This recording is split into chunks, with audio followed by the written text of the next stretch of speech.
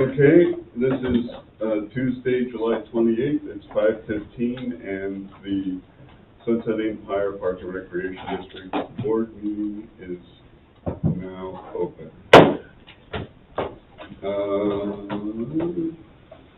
Pledge allegiance. Michael? I pledge allegiance to the flag of the United States of America and to the republic for which it stands, one nation, under God, indivisible, with liberty and justice for all. Thank you, Michael. Declaration of potential conflicts of interest. Catherine? None.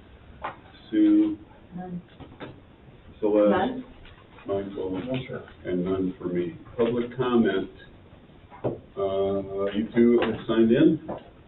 Mary has, I don't know if Bob's offering. Bob, are you on for I'm public not comment? commenting, so You're not I'm not commenting? signed in. Okay.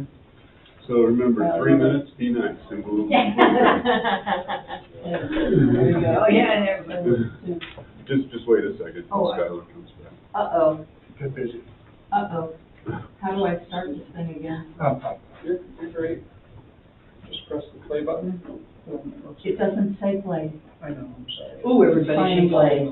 Which one? The triangle. Mary. Oh, my God, should I go? No. No, no, you get to say, I let you say your name. So, if you just press the 3 minute when she starts, then it will start right when you press it. Does that make sense? Whenever you're ready, Mary. The numbers keep on changing. Okay, that's because I will not. Oh, yeah, Mary Lake, 1668 with Spring Pines, Seaside, Oregon. I want to thank you for the really, really wonderful response that Skylar sent me of my letter of May. It really is helping me understand a lot of the line items and also the spirit in which you're all working in. So it was greatly appreciated. And I have a question in regards to community member letters, and you don't have to answer it now, but maybe after the piece you can tell me how to get it, because there was another really good letter that somebody asked me whether or not it was included from the previous mayor from Cannon Beach, Mike Morgan. So you're getting a lot of really good public comment, and I think that is really a wonderful thing, because you've mentioned it in all your documents as well as speaking to it in your meetings about transparency. So I'm just wondering where those letters, either do they show up in your packets or are they in the archives? And if you could guide me to that, I would love that. And I'm going to basically just, share with you a lot of really great things that happen at the pool as well as the rest of the park and recreation.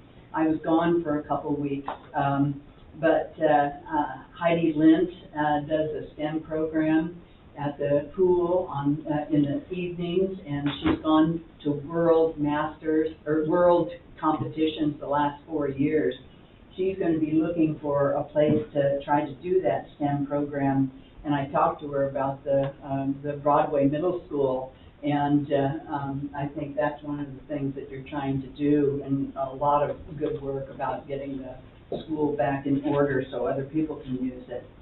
Also, there's a great story. Don Bosky used to be our attorney for the district, and his daughter is now bringing her son, little Don, to the pool, and she's able to do that, and then she brings them in on Saturdays, and that was after she had taken him and had a private lesson with Carolyn. So she's really keen on helping build the swim team. I was gone for a couple of weeks, as I said, and I brought a couple program guides because there are aspects of the on several of the swimming pools. I hadn't seen it for a long time. They stopped the open swim, cleared the pool for adults only. So I was one person, 3 people in the pool, and that was another thing, because I keep on talking about your staff ratios, and I still will. Just because I know there will be times when we have to look at our facilities. Okay, Thank you. Thank you, Mary. I have some other stuff, but maybe I'll talk about that later. And Skylar, you'll follow up with Yep. that later, okay? Recognition of, is there anyone else who wishes to speak? Can I just ask for a point of clarification? If somebody isn't able to get through their whole public comment, but they have it in written form, they can just send it to us, right? Right, And then or hand it to Skylar. Or hand it to Skylar and distribute it to us, if there are things to follow up on. So I just want to make sure I that just was asked clear. Skylar to follow up Yeah. with Mary when he has a chance. Okay, thank you. Recognition of employees of the month. Catherine. Yay! Would you prefer Augustus or Augie?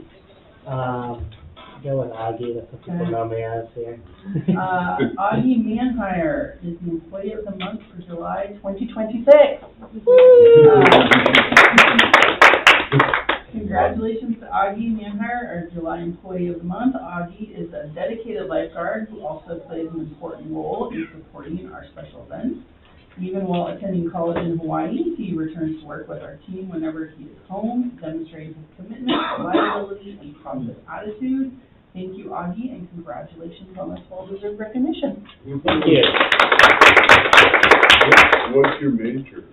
Marine science, so doing oceanography and biology things right now. Oh, that is awesome. That Yeah. is awesome.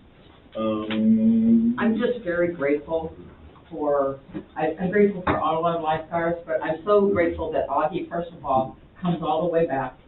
Yes, he's Zoe's son, but honest to goodness, I'm just so grateful that, because to me, Sunset Empire Park and Rec is a good place to work and a positive, work environment. And I'm grateful that Augie recognizes that because he comes back. And Well done, outstanding. Augie. Thank Well you. done, thank you. You're welcome. Andre. So congratulations to Andre Wilson, our July Employee of the Month. Andre has made a tremendous impact since joining our maintenance team with his strong work ethic, proactive approach, and willingness to go above and beyond. Thank you, Andre, and congratulations on this well-deserved recognition. And I saw Andre, I think maybe I don't know if it was at the health fair, 'cause that was awesome, that event. And I just said, I didn't know who that was, so I'm glad to put a face to the name. And I have, since I come to the pool 5 days a week, he's always out there in the parking lot, at lunchtime with the seagulls. And so I went up to him and I asked his name, and because anyway, he's always saying hi, even if he's, running around in the golf cart. And I'm just so grateful because he's friendly. And we had an inside joke because recently people in the pool have really, really appreciated, don't get me wrong, the lovely flowers growing on the outside window, and that's the dandelions that were growing up. And so we would look outside going, look, we have yellow flowers. And then one day he came out and knocked them all down. And he said, I'm sorry, I can't keep them up because they're so dry. But anyway, it's just the interactions with him. I'm just so grateful he's one of our employees, and I really appreciate his kindness and he's always working hard, and he's friendly to a whole lot of people that walk out of the pool to just promote that friendliness as you step away from the water. I'm glad both of them are on our team. So, board meeting minutes for June 23rd. They're they want me to help them. Thank you, Augie. Thank you. Thanks, Augie. Meeting minutes, any moves, adds, or changes? Nothing jumped out at me, sir. I can't find one because they put their news by. I didn't see anything that didn't see anything. troubled me. We ready for a vote? I had a Is there a question. motion? I'm sorry, I found it. It's, under the old business, it's more a question. So, under old business, it says something about, what I wrote was 8-1 versus 9-1. And there was some talk that we'd have occupancy maybe as early as August? Are we looking at 9/1 as the date, but maybe we can get it sooner? We would love to get it sooner. We're hurrying as fast as we can, but yeah, the deadline is the deadline, so. I don't know if, August 1st is gonna happen, that's on Saturday, I think. I know. It is. Yeah, coming quick. And I could not remember, there was so much that went on this last month for me. Under the review financials, wasn't there something that we were gonna bring back and review? But I see that we accepted it. Does anyone remember that except me wondering? I don't recall that. Yeah, so, okay. Thank you. Is there a motion and a second? All motion to approve the, minutes from July, or from June. Second? And second, Celeste. All in favor, roll call vote, Catherine? Aye. Sue? Celeste? Aye. Michael? Aye. And I vote aye as well. Review of financials. If I could call your attention to the handout that I provided, the first sheet of what the financials are. We realized today, thanks to some helpful questions by the board president, that there looked to be some errors on the revenue and expense report that we included in the packet. So the one that you have, that single sheet, is accurate. We had some Excel issues that we didn't catch. So I believe that the one that you have is accurate. If we find errors, we will update them. Again, if we find errors on this sheet, it's not a result that there's errors in the financial or accounting software that we use. It's more that we created this report, not by hand, but via Excel, to convey summarizable, digestible format, the financial picture for the board. I know there's been some discussion about potentially changing what the financial reports look like, and obviously we're supportive of that, want to be transparent. We can go back to the way we used to have it, we can do a bunch of other things, but. Does our financial software have built-in reports that? I believe it does. Everybody's I like think, easier? when we transferred, our system to that system, what we felt like was that those reports would be, cumbersome, that they would be really hard to digest and usable in a understandable way. And while I appreciate the expertise of the board that we have and their understanding of the financials, that's not always been the case, or will probably be the case, so. But again, we're open to whatever y'all suggest. When I first started, the financial report looked a lot like the budget that you see, had a similar format to that, and we could go back to something like that, and I actually That's thought. also being input, correct? Yeah. I was just wondering if there was something, I mean, I feel like we probably paid a lot of money for our financial software, but there's probably something in there that could make Chris's life a little bit simpler. Yeah. Yeah. I can look into that. One of the things I'm noticing here is that the total expense, the annual budget total at the bottom of the page is different than the annual budget total in last month's report. You have, last month's financials, or If you you? go down, looking at last month's financials, yeah. So, this is the part because I thought we were off, when I received these in our packet. So it says here that our total expenses, the annual budget, on the sheet that you handed out is 3.8 million. Yeah. Last month it was 3.357. Okay. Here's I got you, last yeah. month's report. No, I believe it. I'm not sure, I know we had issues with that row today, because even, the first draft of the updated version, the last column wasn't populating correctly, so I'm wondering, that column seems to be, or that row seems to be a problematic set of, Excel values and formulas. Is there any chance we approved the wrong budget? No. So all the SRC numbers on the error page are errors. Yeah, there was, yeah, So the error is under SRC. The budget was 202,150, and on the new sheet they gave us 663. yeah, there was also an error, the aquatics revenue line didn't, have any, Yeah, it wasn't zero. updated. And then AD, or admin, materials, supplies and services was, I think, different than how this one came out as well. And SRC, materials, supplies and services, yeah, so. There was a few, and, the value of some of those, spreadsheet challenges that we had was significant, so it presented a much different financial picture than the one that we're in, which is tight, but not as dire as that one looked, made it appear to be.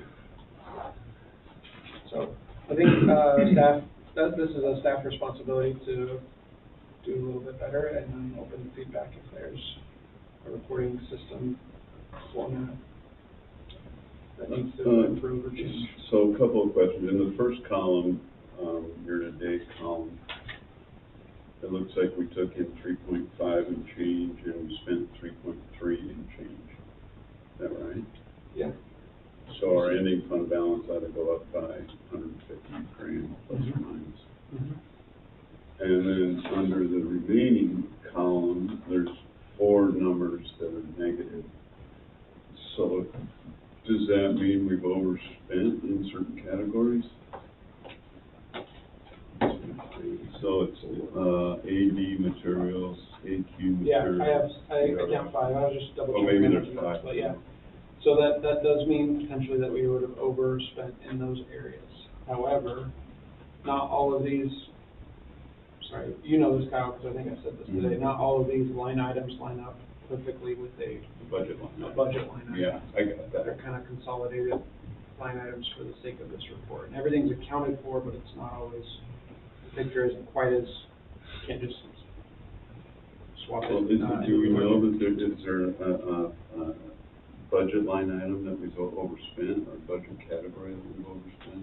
It's my Line understanding. items we probably have, but Yeah. categories probably. I think we probably know which budget line items we overspent on. But, to be truthful, I think that we wait, it's been the practice of the district to wait until the audit reports are complete in a couple of months to really make sure that that number is dialed in. But from what I understand, and Chris monitors this closely, none of the line items that we were over on were outside of the supplemental budget range. 10% rate. Yeah. Okay. In adding it up, if our previous was correct on the total budget, so we are at 99%, 99.5% of our expenses, of budgeted expenses. If the previous number, if the number from the previous This one one was was what? correct, right, that we've spent 99.5. So we're actually right at where we projected expenses to be, within $20,000 or something like that.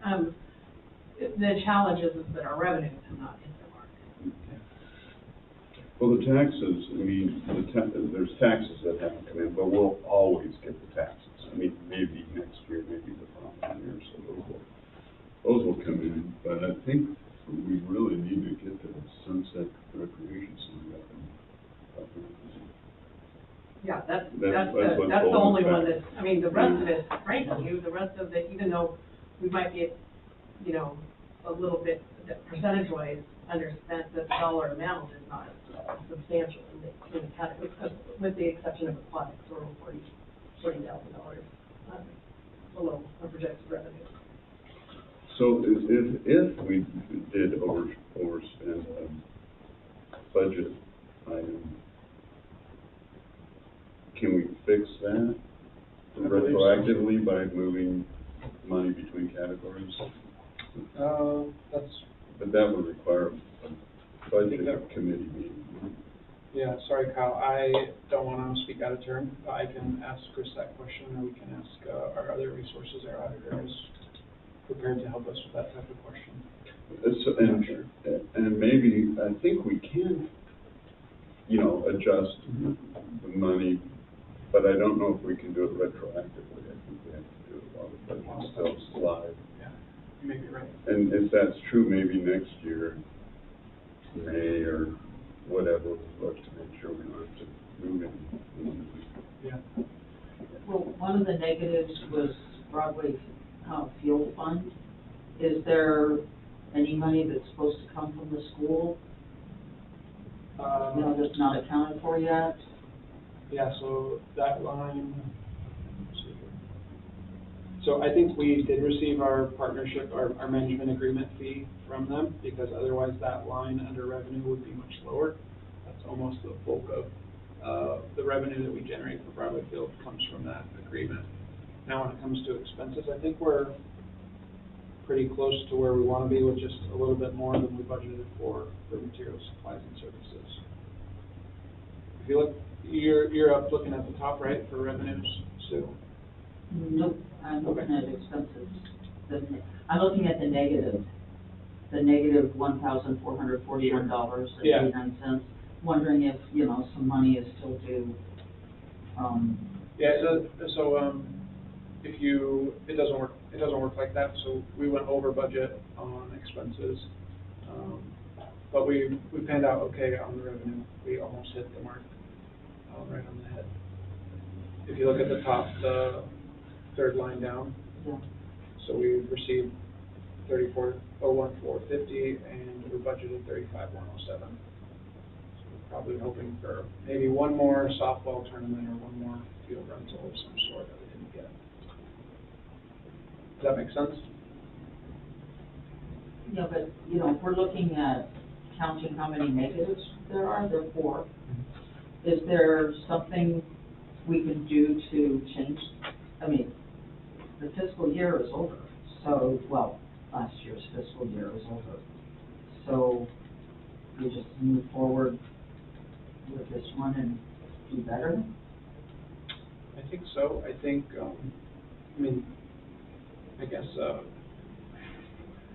this type of overage happens in the district's history, and happens with other government agencies, other accounting, there's other accounting practices to even out. You see a lot of local governments doing a supplemental budget towards the end of the fiscal year, and that's to kind of balance some of these things. Maybe that's something that we should consider, as Kyle proposed. I guess for me, the takeaways from this budget are not necessarily in the 4 or 5. I think line items where we're overexpensed, they're more in just the overall financial picture of the district, which is, as we shared in budget committee and in our subsequent discussions, where it's a much tighter, and there was very little wiggle room in the budget. There's very little contingency. There's very little carry forward. For the second year in a row, we're negotiating on our train loan to help us get through this part of our fiscal year. So I think it's a larger discussion that the board and staff need to work together on to address and to improve. There's obviously some easy improvements. I think if we have a year-round tenant in the SRC occupying 3 to 5 of the classrooms that we had available, and that's kind of what this budget was built on, then that number in the SRC looks a lot different. We're also planning on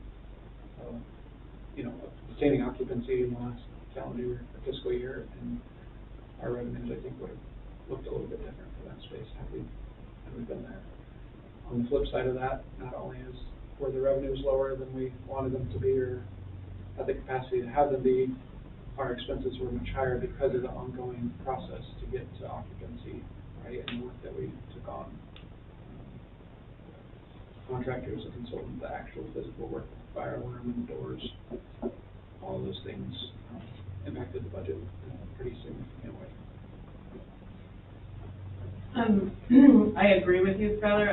To me, the overages aren't so consequential or material, except for, I think some of the building projects probably are over what we expected. I think my concern is that the revenues are lower, and I'm just comparing to last year. So, for instance, our aquatics revenue dropped by about 10%. So last year we were at 211,000 compared to 189 this year. And so one of the questions I'm sort of curious about is whether or not our fee structure has impacted that, or if it's something else. And so I think doing some analysis about that. I am noticing, that our youth center revenue, on the other hand, has increased substantially from 293 to 353. But I haven't looked at the offset, like additional staffing, has offset that new revenue. But I think doing some analysis, which I think we talked about how our new fee structure is impacting revenue would be wise at this time. Yeah. In case we need to make some adjustments. Okay. I know along that line, there was a gentleman who's very unhappy about it, and, he had, specific concerns, and I sent him to Darren, and they have talked, and I asked this gentleman, can you sit down with me and I can write a list and take it to us? And he's not done that, but Darren heard quite a bit, there was something about, why can't there be a couple's fee, you know, for two or something, and the other thing with this gentleman is he works, I don't know how many hours a week, more than 40, of course, and so he can't get to the pool. And so why should I have a membership if I can't get in the water? And so I know there are people out there that are unhappy about the fee structure, but I haven't heard a lot, except this gentleman, who I know personally, so I know there is concern. Probably so, there's probably a lot of other financial impact going on in the community. And, but you know, you look at parks and recreation, everybody has had to raise their fees. And that's just a reality of, that we need to plan on, and it's difficult for people to swallow the inflation that we're facing and so on and so forth. So I don't know but I do see your point about the couples, you know, having, you know, the family membership could be two people, you know.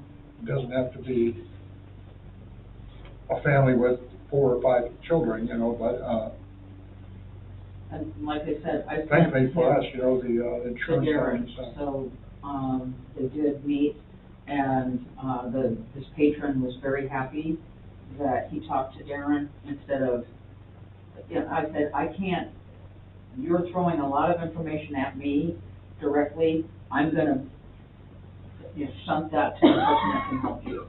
And he appreciated that. So we have a happy patron, but he's still interested in what will happen, what we'll do about his concerns. Yeah, I mean, I think anecdotally, staff, there was a strong belief that the fee structure has impacted aquatic program revenue specifically. I think you guys remember it was April, or maybe when I shared some data with the board on, you know, some of those, I guess I'll call them suspicions, and at least the data that we shared, the data that we're able to collect, it doesn't necessarily validate that concern. It could be a reason, I think, generally speaking, and talking to my colleagues across the state through RPA meetings and such, that participation in programs is down for a lot of agencies, and a lot of people are attributing that to the. Sorry, Mary, do you need a cup? I didn't mean to. You're okay. We don't want you to choke. Cold water. Ice water here. Yeah. Do you want some water too? Great, thanks. Yeah, they attribute it to the economy and other factors. So I'm not an economist, and I'm not probably smart enough to do all that, but I think what I would like to see, I guess, is some more direction from the board on what kind of reporting they want to see, or what kind of dialogue, or how that should work.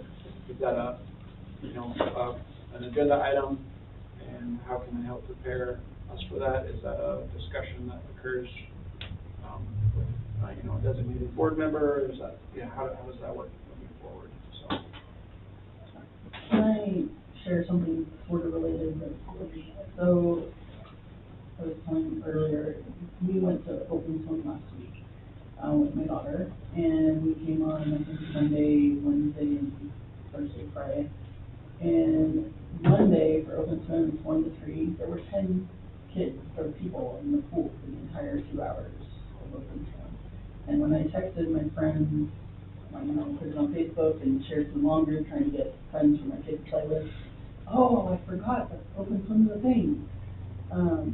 So I don't know why, I feel like last year when we came to open swim, even on the days when there weren't the park and rec, summer kids in the pool, there was still a ton of kids.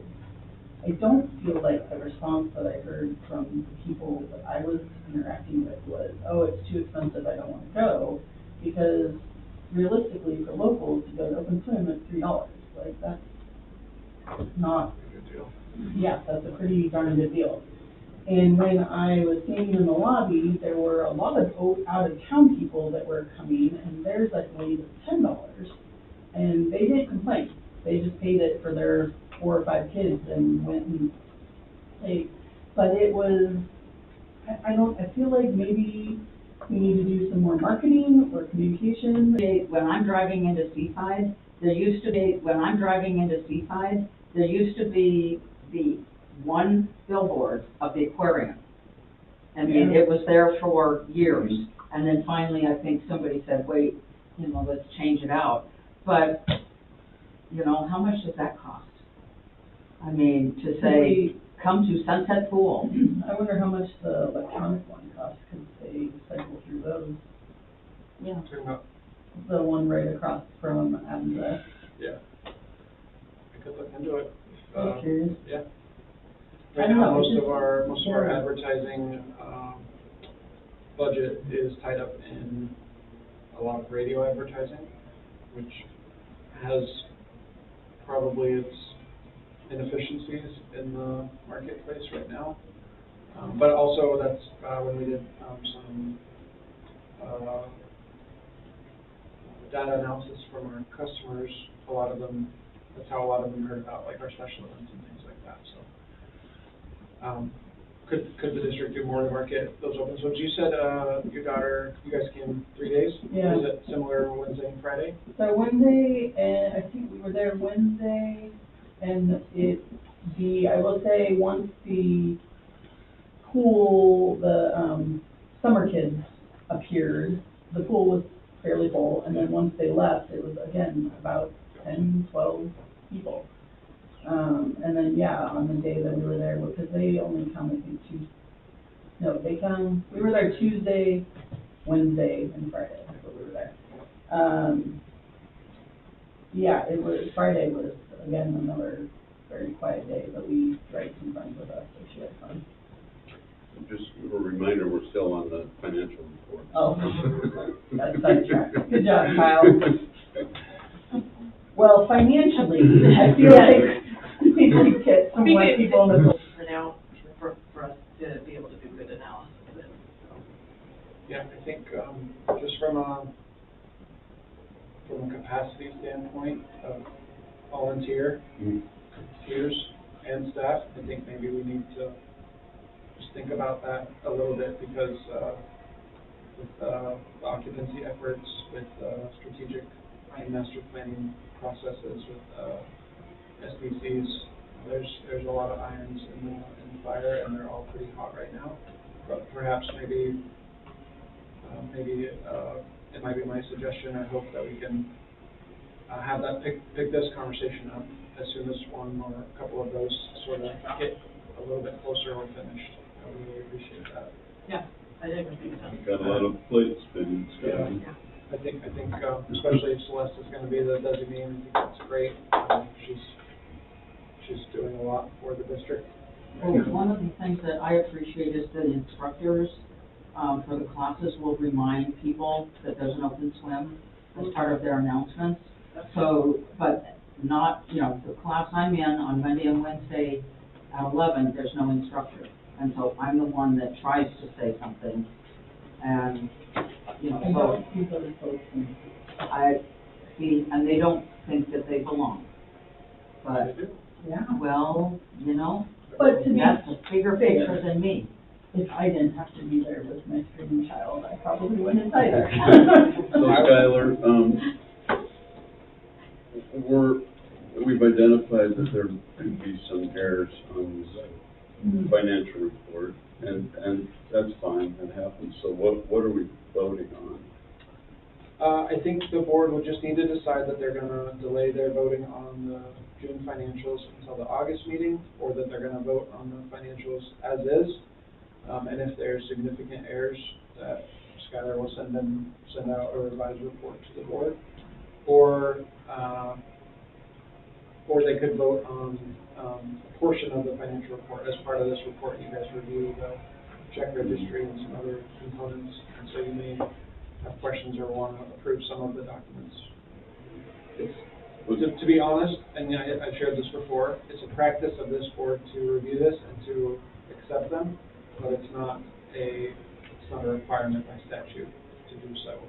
Well, what are we doing? Are we approving them? Are we accepting them? What? You're approving them. Yeah, that's been.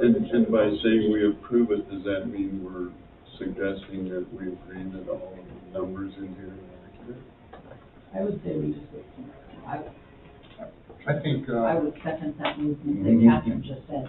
I think we should move to table the financial report until next month, pending, review of that. Staff to take a look. Are you suggesting the income and expense report or the entire financial? Just hold the whole thing. Okay.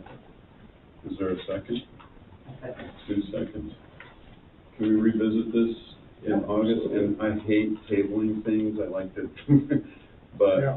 Sometimes we have to. I get that. Sorry, the first was by Mike. No, Catherine and Sue. Sorry, Mike said something that sounded like a motion. Oh, I know, Mhm. but she started it. Do you want a roll call vote for that? We have to, yeah. Is there any more discussion? Catherine, Aye. Sue, Aye. Celeste, Aye. Michael, All right.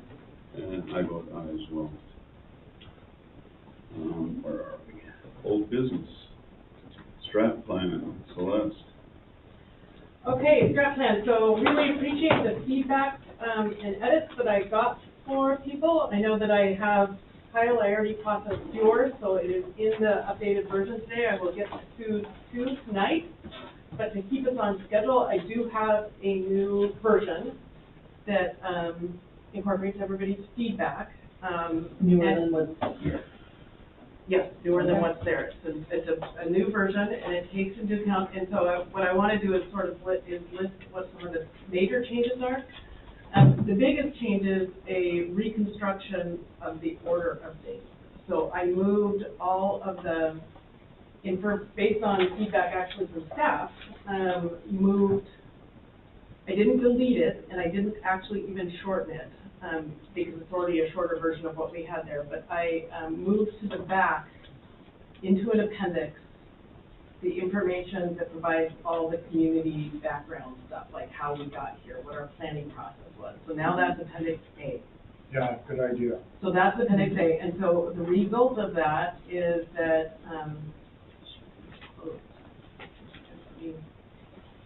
so the result of that is that, in the new version,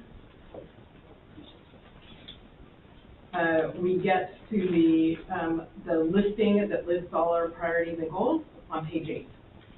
Okay. So it jumps, if we get there more quickly. So the table of contents now shows acknowledgements, executive summary about the district, a guide to the strategic plan, and then we jump right into the priority areas. And Appendix A is planning and engagement, how the strategic plan was developed. So that comes at the end for people who are interested. It also leaves us with a total strategic plan in this Google Doc of about 20 pages, so it's a shorter version. So this is ready to distribute as is in this type of version, or if, actually, sorry, not 20 pages. When you count that appendix, it is actually 27 pages with the appendix. So the option we have is we can distribute this as is in a Google Doc format that does not look very sparkly, doesn't feature any photos and so forth, or I'm happy to take a stab at formatting this, or I don't know if we have somebody on staff who formats our play catalog and things like that. So happy, I do think if we're going to release a public version, that we might want it to be looking a little bit more polished. Did you say this version You still need, The text is ready, I need to, I just got Sue's, comments on the way in tonight, so I need to incorporate those, but it doesn't look like they're super heavy, right? No, the biggest thing is, I'm District One. Yeah. And the second one was, I think the mission and vision statements that we adopted and we published should be what's in the mission, vision space. And there's a paragraph that, I just switched them. Okay. I mean, whatever you want to do, but I think these two statements should be verbatim under mission Should be and vision rather than, something else. So there was a question last time about actually what is our mission I would statement? say whatever's published in that. It's in But here. is, well, that's what's published, but is that what was voted on by the board? How many years ago? Well, I don't know, that's why I asked if it was. So that's how, actually this is a reflected. playbook, the positive. See, and the original PLAY was not positive, like, activities for you. It was for, there was some other word. Do you Do we remember? have different versions of our mission statement out there? I don't think so. You know what, this is taken directly from our contractors from previous versions, I don't think I wouldn't have changed our mission and mission, I think, I know you would. I think it's just incorrect, So the contractors I'm just gonna replace it. misadventure gave us some See, and the verbiage that next wasn't. paragraph Yeah. basically says, I mean, based on, if you rewrite the mission and vision statement as printed, then that next paragraph can include what was in those words above that weren't our technical mission, vision statement, because those were good words too.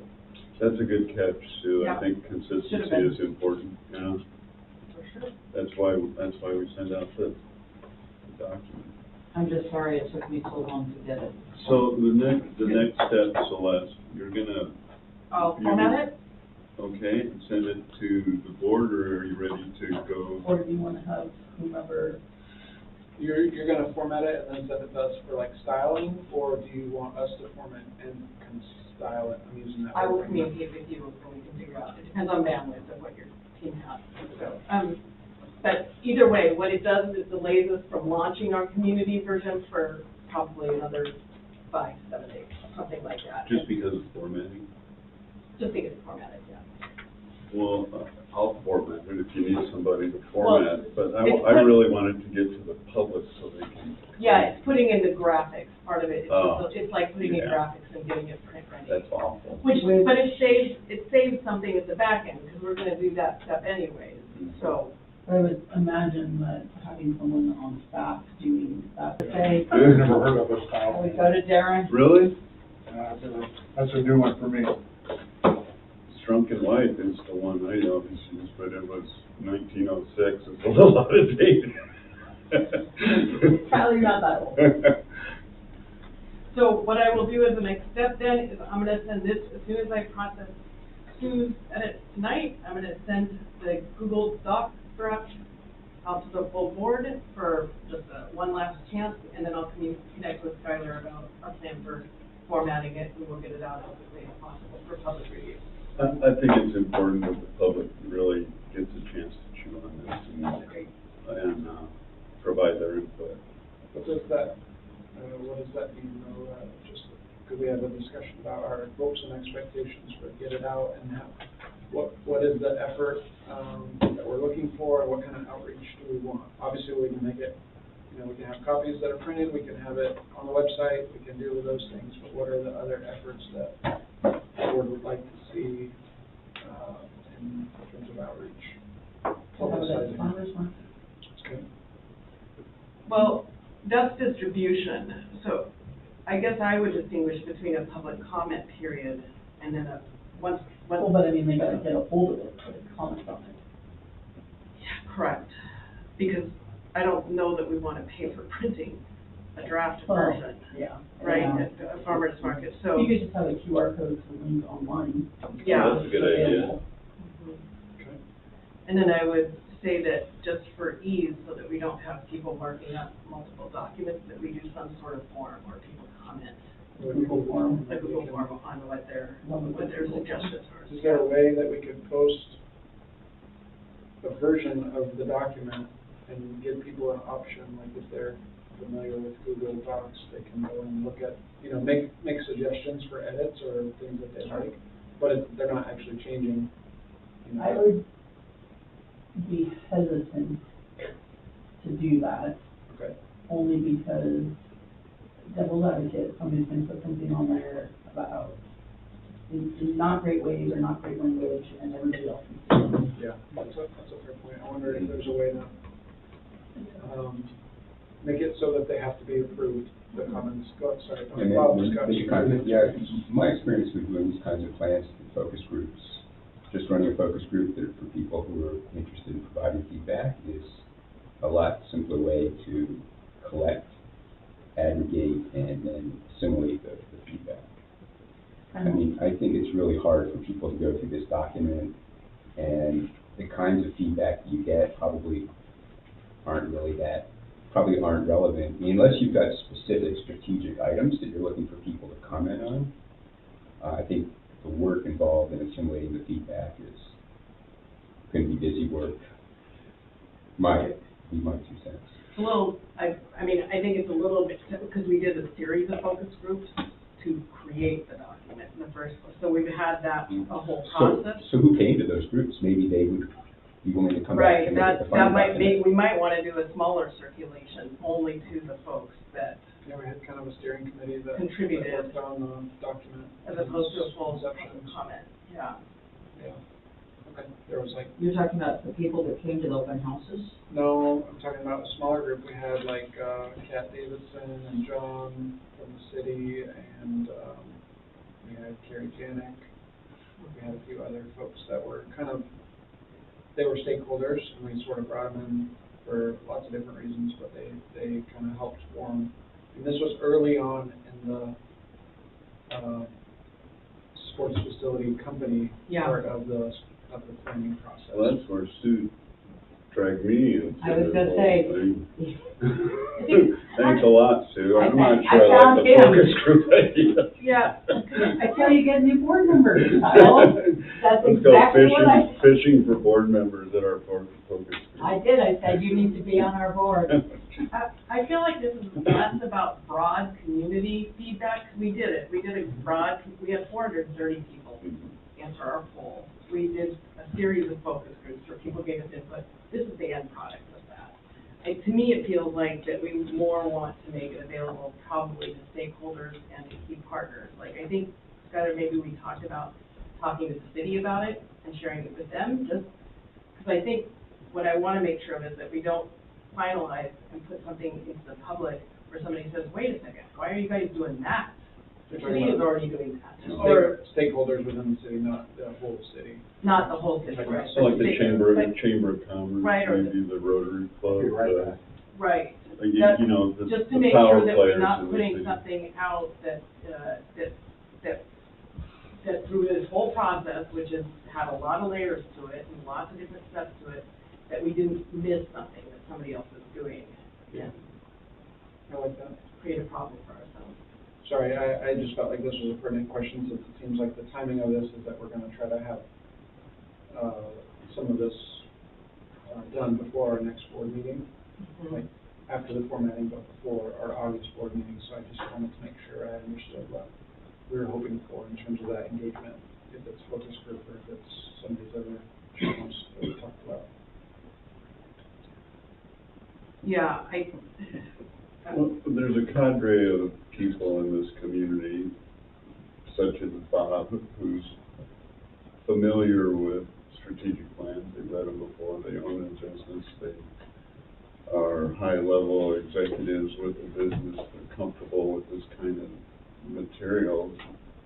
Those might be the people to engage in. Okay. and the In the focus stakeholders, group. And the became- city, the school district, you know, the people we have partnerships with, we should engage. Do you go to with. the SDDA meetings on Thursdays? We have representation there. Occasionally I go, sometimes it's other You stuff. know, because I'm there on Wednesday, but this Wednesday we're at a, private business. I don't know if that's a very good place to, For SDTA or chamber? Chamber Okay. is a private business. that's a, Yeah, big in the event, morning. SDA is a big, you know, that would be a better, Why are we so expensive? Okay, is there any other, Holly is supposed to pick up the, There we go. we need Kyle to talk. You three are doing all the talking. No. it's kind of like, why are we I three know, I'm being like- highlighted? You ever had a zoom in on one person and like? No. so do we have consensus about where we wanna go? Smaller, Stakeholders, smaller net, focus. maybe more specific focus is what I'm hearing, Yeah. rather than wide net, more surface level focus. So. And I I would suggest however you collect that data is not public. Understood. And then, Celeste, does that process work for you? Is it gonna affect the timeline? And I would propose in that case, if we're just going to stakeholders, I think it's okay to release just this version of it, an unformatted version. And so we could concurrently start the formatting. That way, by the time we get feedback in, we can simply form the changes into the formatted version. Okay. Yeah. Which would help us keep our timeline. Yeah. I know you got a lot of balls in the air, but do you have capacity? Yeah, I think so. We have some expertise with, our marketing and HR person, Savannah. She's been a part of some, engagement processes like this, and I think she'd honestly be really, skilled and good at the formatting part too. Celeste, she's the one that puts together the playbook. Great. So, I think she's highly competent Yeah. person. Glad we got her. So we don't need to vote on this. You got your marching orders. SRC. all right, so, I'm gonna pull a little bit of information from the email that I just got while we were in the meeting, as well as some of my notes. So overall, it's been a bit of a blur, but things are going really well, but we're still working and feeling, I think, the stress of the deadline. As you guys remember, just sort of recap, the city has taken the position mandating that a mechanical permit for the SRC be obtained by September 1st. Once this permit is approved, they will issue a temporary certificate of occupancy, and this will keep the SRC in operation.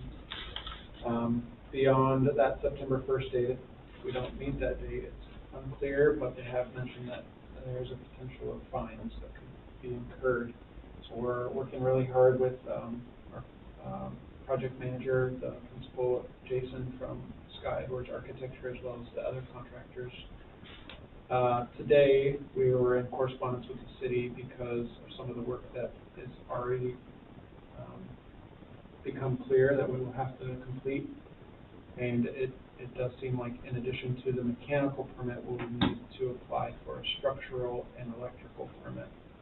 And that's because the improvements that we're going to be seeking to make in the SRC to get the full occupancy will need electrical and structural work in order to support the units, the air handling units that need to be installed.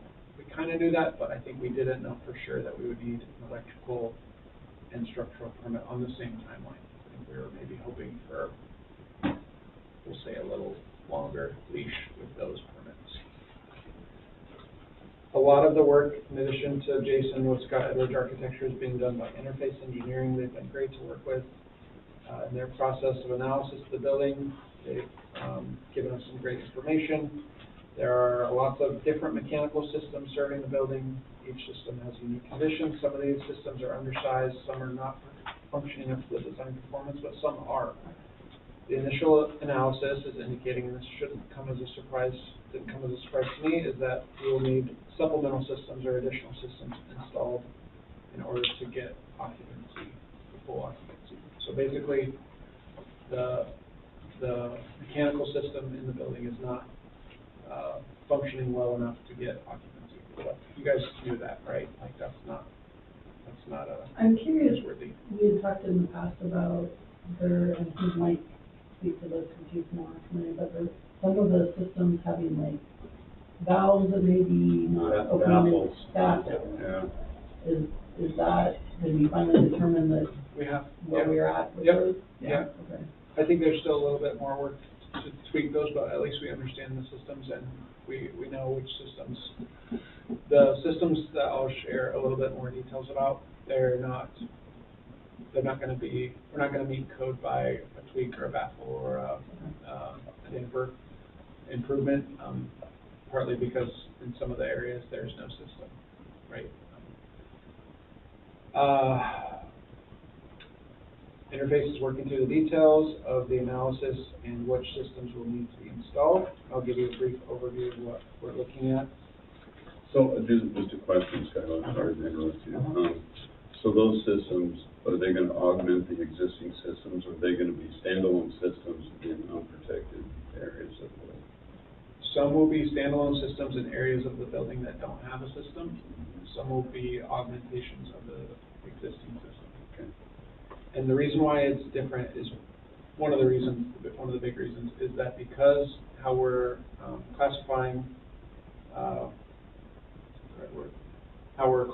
the individual room space for program use right now, that determines how much airflow in some cases we have to have. Not capacity? Capacity is also a significant consideration, but for instance, we have 2 of the classrooms in the building allocated for fitness use, right? And so as you can imagine, the requirement for ventilation, fresh air ventilation, is higher in those spaces than it is for the music room, for example, which we don't anticipate having fitness classes in, but will be used more as a classroom for music type. But 10 years ago, there were 12-year-olds sitting in those rooms, and the air supply was adequate, but it's inadequate. Yes, that's part of the change of occupancy that we picked up the end of the stick that helped us acquire the building, and on the other end of the stick was these conditions. So, new equipment placement will likely occur on either roofs or in attic spaces, and that's why we need the structural engineering work to help us with that. One of the good news about this piece is that we've found there is a significant attic space where we could have some of this stuff be housed and not necessarily on the roof. I think the condition of the attic was surprisingly good and kind of strange, but there was lots of stuff up there that had gotten stored up there over the years. Shop or tour. A pair of crutches, for example, and a Christmas tree were probably too. You never know when you're gonna need a pair of crutches. You know what, we use them a lot. A couple I've just got a permanent pair. Just break them out of the closet and everything. A couple of other updates regarding this. As you probably remember, we have a 2-year window with a possible 6-month extension once the permits are approved to complete the work. And once that work is done, then we'll have a full certificate of occupancy. So concurrently with this work, the staff and the foundation board and other stakeholders are preparing to do some fundraising, because it's our position that this is a project that we could fundraise for and seek funding from external sources. And some of you know about some of our efforts in those areas, but those will continue, at least partly because the district's budget is spoken for, but now we have a tangible project that will help us get to a full occupancy. And I think it's a compelling narrative that we can share with funders and with donors and with granting organizations that ultimately we hope will be successful. But I think it's a really good thing. Boy, that would deserve a cake. I hope so. Yeah. Yeah, we can pull that off. Can I ask some questions? Do you have more? I have just a little bit more. Just for your information, and I want to try. I personally, I'm trying to read the room here, and I'm really reading that maybe this isn't as good of news to your ears as it was to mine, but I'm happy that we're at this point. We knew that it was going to be a heavy lift once we got to this point, that there would be substantial improvements. And right now, if I had to just bet, I would say that the, mechanical work is not gonna be as expensive as we once originally thought. You know, we had heard numbers in between 3 and 5 million, we've heard 2 to 3 million, and I'm not saying it's not gonna be that, it could very well be, but it seems like right now, with what we know, some of the areas of the building I do wanna highlight, Gym 1, we need to install a new outside air system. Right now, there's not enough, there's very, very little fresh air ventilation in Gym 1. It's the older, the bigger of the gyms. This will be a really big, heavy unit, so we probably won't install it on the roof, which is a, pitch, domed roof, and it's really cool, and unique. Or just put the windows up and crack. It'll probably be installed on the ground somewhere, and then there'll be some ductwork that has to be done. There's kind of an outdoor area adjacent to the gym where, Yeah. Yeah, there's some pretty good spots. behind the windows. Yeah. Yep. Good news, it doesn't look like we'll have to install any new mechanical system in Gym 2. That, gym is getting enough fresh air ventilation, and the system's working all right. The units, that will probably be utilized for this, project will be their ERVs, so they're, I don't know what to call them, but they're rectangles, and they usually sit outside of new construction, right? So those ERV units are going to be particularly important for fitness spaces because, like I said, the requirement is higher for ventilation. And then another good thing that's helped us is that we've been able to play around with the requirements for ventilation and compare that with our licensing requirements for youth programs. And when the licensing requirement is often much lower than the what's that called? The room capacity, just based on square footage. So that gets us to a more manageable number, and will hopefully create less work, less project cost down the road. All right, I think that's my updates. I'm sure there are lots of questions, but overall I feel really positive about the team. And I will say, you know, we've been at this for a long time, but this is the most engaged and helpful set of contractors that we've had. We meet regularly. They're feeling the crunch too. They know the deadline really well, and they want to help us get there. It's several emails and Zoom calls and phone calls almost daily that we're engaged with them on this. So I know that it's a priority for them. Maybe, you know, honestly, I feel like it might be priority one of all the projects that they're working on. And there's been lots of times in our engagement with contractors where we haven't quite felt like we were the most important thing on their list. So, as far as your comment about not feeling like we were super excited about your new stuff, I mean, I'm happy with the future state. My questions are, so we have the September 1st deadline, which is in a month, 3 days. I don't know much about permitting processes, but we need a mechanical, electrical, and engineering permit. Structural, before September 1st.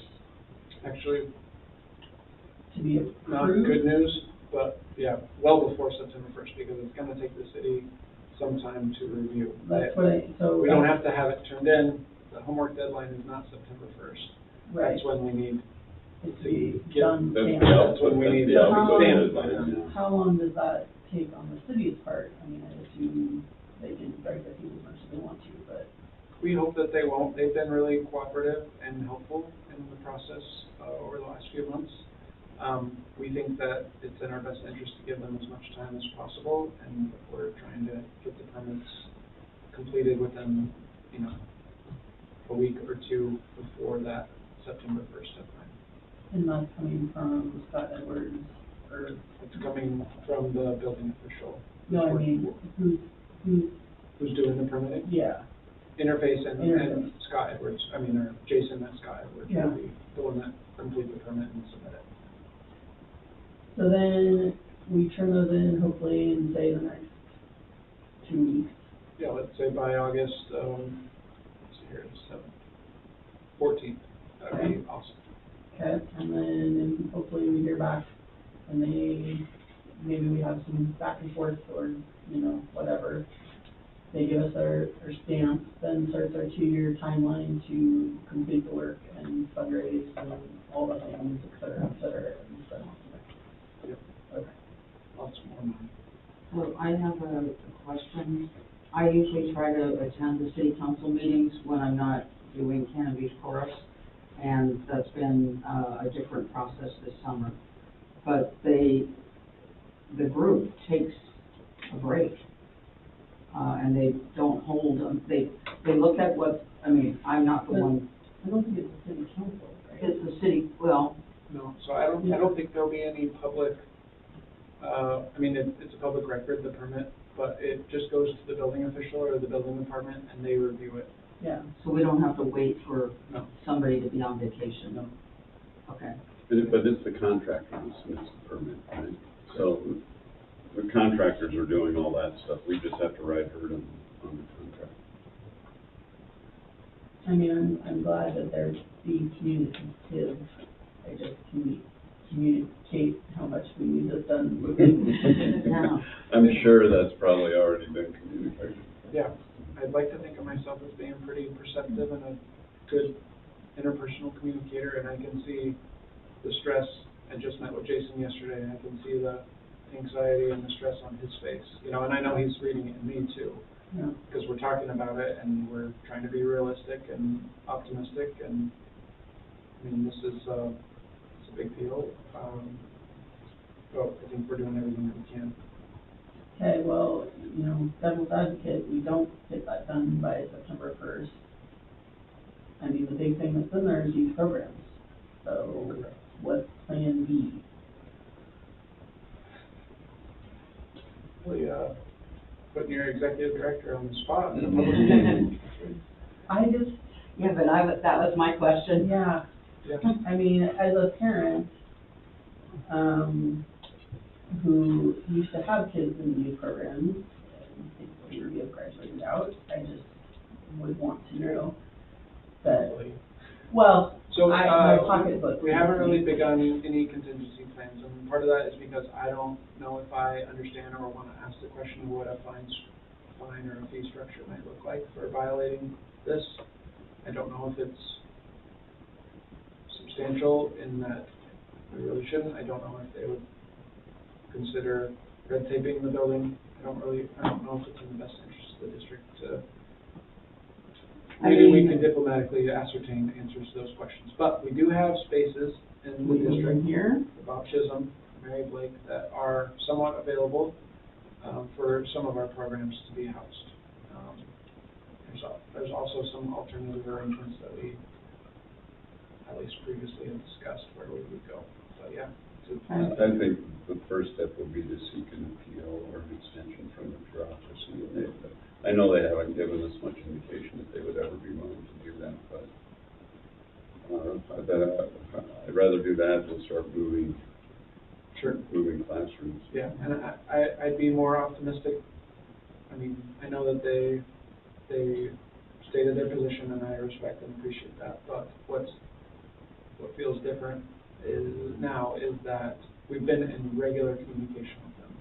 There hasn't been gaps. It's not as if they haven't heard from us. They don't know where we're at. I think they can read between the lines that we're doing everything feasibly within our power. well, we've been very steadily looking for the Yes. checklist, like, and, it behooves the community to have It behooves- half of those kids are school district or, Well, and it behooves the city healthcare. to have that building up and running and functional. It's good for the city to have. Well, and we have patrons at the workout warrior groups, so how's the occupancy coming? And they're engaged, and then I open my mouth and there people are listening. So, we've got people that want us to move forward and be successful. And, again, having had like most of the kids here, having had my kids in this school, it's like, why is this so hard? And that does boggle my mind. But yeah, it's like, so my children attended, they're just fine. Yeah. And your children attended, That's what I they're mean. just fine, and 10 years have ago, fun. those classrooms were filled with 12-year-olds, and air was With way more people in Yeah, them yeah. than we And- will ever have. the air was pretty good for them. But I think to some extent, like, does this map, I mean, we can all think that, and the city has set a deadline and are trying to move it along. So I hear you all, but I don't know how useful it is for us It's not. to. Well, and it's, you know, we've always known that when you buy a building and change its use, you have to meet the code. Right. I just, the month worries me because it goes by so quickly. But thank you, Skylar, for that. Any other comments, Tyler? Any other comments about the SRC? Okay, SDC workshop. Yeah, not much to say on this, just wanted to make sure we all have that data. I think I will put it on your calendars and previously discussed, so we'll have a workshop in addition to some of the other balls in the air. This has been one ball that's probably needs to get a little closer to the ground and get a little more data and information. So I'll share more with you when I have the chance as we prepare for that workshop. And were we doing 5 to 7? That's what I have. I believe so. Okay. So we're starting at 5, not 5:15. I think that's what our I time. thought that's what we decided. Like, go back. Sorry. Okay, new business. Okay, so a few items on here. Bob's here, so he may feel free to add anything, but I wanted to give a little update on swim team. We've been going at this for a couple of months now, and it's been, I think, an interesting experience and one that's been had a lot of successes. Not without some challenges, though, as with any sort of new program or any time when you shift the way that things have been done. There's just some things to work through. But we have 18 swimmers that are registered for the program, although not all are actively participating every day or every practice session, but we kind of know that they're competing with a lot of other things during the summer. And in the next couple of weeks, we'll send 10 swimmers and our volunteers and our coach down to Newport for a swim meet. I believe it's the second weekend of August, if that's right. And I think that'll be an important step, maybe for us internally as we're evaluating the swim team, but also more importantly for the competitors, for the more advanced swimmers, it'll give them an opportunity to compete at a higher level again. Those that that have been in a competitive environment, work with the high school swim team, and for those that are maybe new into swim team game and USA Swimming in general, I think it will give them their first real opportunity at a real meet to, I almost use like a basketball or football term, but line up next to somebody and swim their heart out and try to beat, somebody from, Lincoln City or somebody from Hillsborough or somebody from Lake Oswego or whoever's next to them. And I think that's a great benefit of the program that we're trying to provide, is to give folks an opportunity to compete, to get better, to advance themselves in swimming and get more proficient and better themselves, better our high school teams, and things a little bit forward. So Is the team sanctioned by USA Swimming? Yeah, so we applied for a seasonal membership. I almost called it temporary, but that's not the right term. Seasonal membership, so we have a window of time that we can compete. And it seems like maybe there's some grace with the timing that we could continue the seasonal membership status for a little bit after this August meet and potentially do some fall competitions. We're kind of working with the volunteers that we have and with our staff to sort of determine what the structure of the team should be and how it will look and work moving forward. We didn't budget for the program, so we're trying to kind of monitor some of those, make sure that our ratios of expenses to revenues are going to be healthy for the aquatics department. Overall, I think it's been a really great thing. I'm really thankful for the volunteers, for Bob and Coach Carolyn and the other volunteers that have helped. Our coach Amanda has taken it on, and I think it's been a great challenge for her. She knows how to coach swim team, but I think this is a different level or a different type of swim team than we were running before. Any comments? Bob, do you want to make a comment? I think Scott did a good job. I did reach out to USA Swimming and finally got through to the right person. And, you know, just like my information to Celeste was delayed, I had a death in the family and surgery, and so I have not done what I said I'd do in contacting this lady. But that's related to the pool, not to the It's- time. It's related to the pool. Yeah. And she said, I am the right person, so this is my information, get back to me. And I see Darren more than I see Skylar now, so I communicated to him, and I had a very Office positive. location, just gotta be, it's just the office location, I gotta be closer to the pool so you can. See, I'm not gonna walk over dripping, you know, so anyway, I did talk to this lovely lady. She was grateful, and she said, this is the worst time for me to be, you know, pushed in other directions, but I'm listening. And just get back to me. I said, I've emailed your group more than once. I literally just, today, I was gonna come sit on your doorstep. And she said, well, good thing you called, because we're not there. Well, they've had some management shakeups. Right, and so she said, I'm the right person, Could be a problem. contact me, and I am glad to talk to you. So I apologize that that wasn't done by now. Any comments about the swim team? Anybody else? I just think it's great to have. Well, you know, I'm gonna support it, but we don't have enough swimmers. I mean, 15, there's what, 6, 7 different age categories, and each one has 2 genders. We barely have enough to put somebody in each, and how many events? 12 or 14 Gotta events? start somewhere. Yeah, I know. I just wanna see this, build this thing up and get lots of people interested. We talked to Skylar about that, so. It's too bad we don't have a diving team. Well, then the pool would be really too short.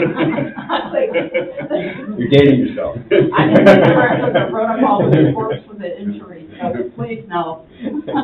Okay, staying with the swim, theme here, Saturday swim update? Sure, yeah, so, as you all remember, in April's budget committee meeting, we, had a proposal to change the operating hours of the pool and to, remove Saturdays as a swim day. Thanks, Bob. Thanks, Bob. You may recall in, the May meeting, we got a lot of feedback, from the community, and it was overwhelmingly, opposed to that, direction to close on Saturdays, and I think, staff and board heard that feedback and appreciated it. So we made that decision to remain open, and at that time, the direction from the board requested additional information on some of the, our nearby aquatic facilities. We won't call them our competitors, but our peers, as well as a little bit of an historical perspective about, the Sunset Pool hours. So, went back and did some research on those things and compiled some information that was shared with the board, but this is the public version of some of those, communications and that information. So I'll just highlight a few things. Right now, the pool is open for 71.25 hours per week. That's down about 11 hours from 2011 to 2020. I think that I could have found information on pre-2011 and certainly could have asked Mary, but I decided to use the program guides that we had, and I know there was program guides before 2011, but that in our historical record, that's when I could find them going back to. At that time, during 2011 to 2020, the pool was open even longer than it is now, 11 a.m. to 7 p.m., so 8 hours. I would say a comparable space to as we were before.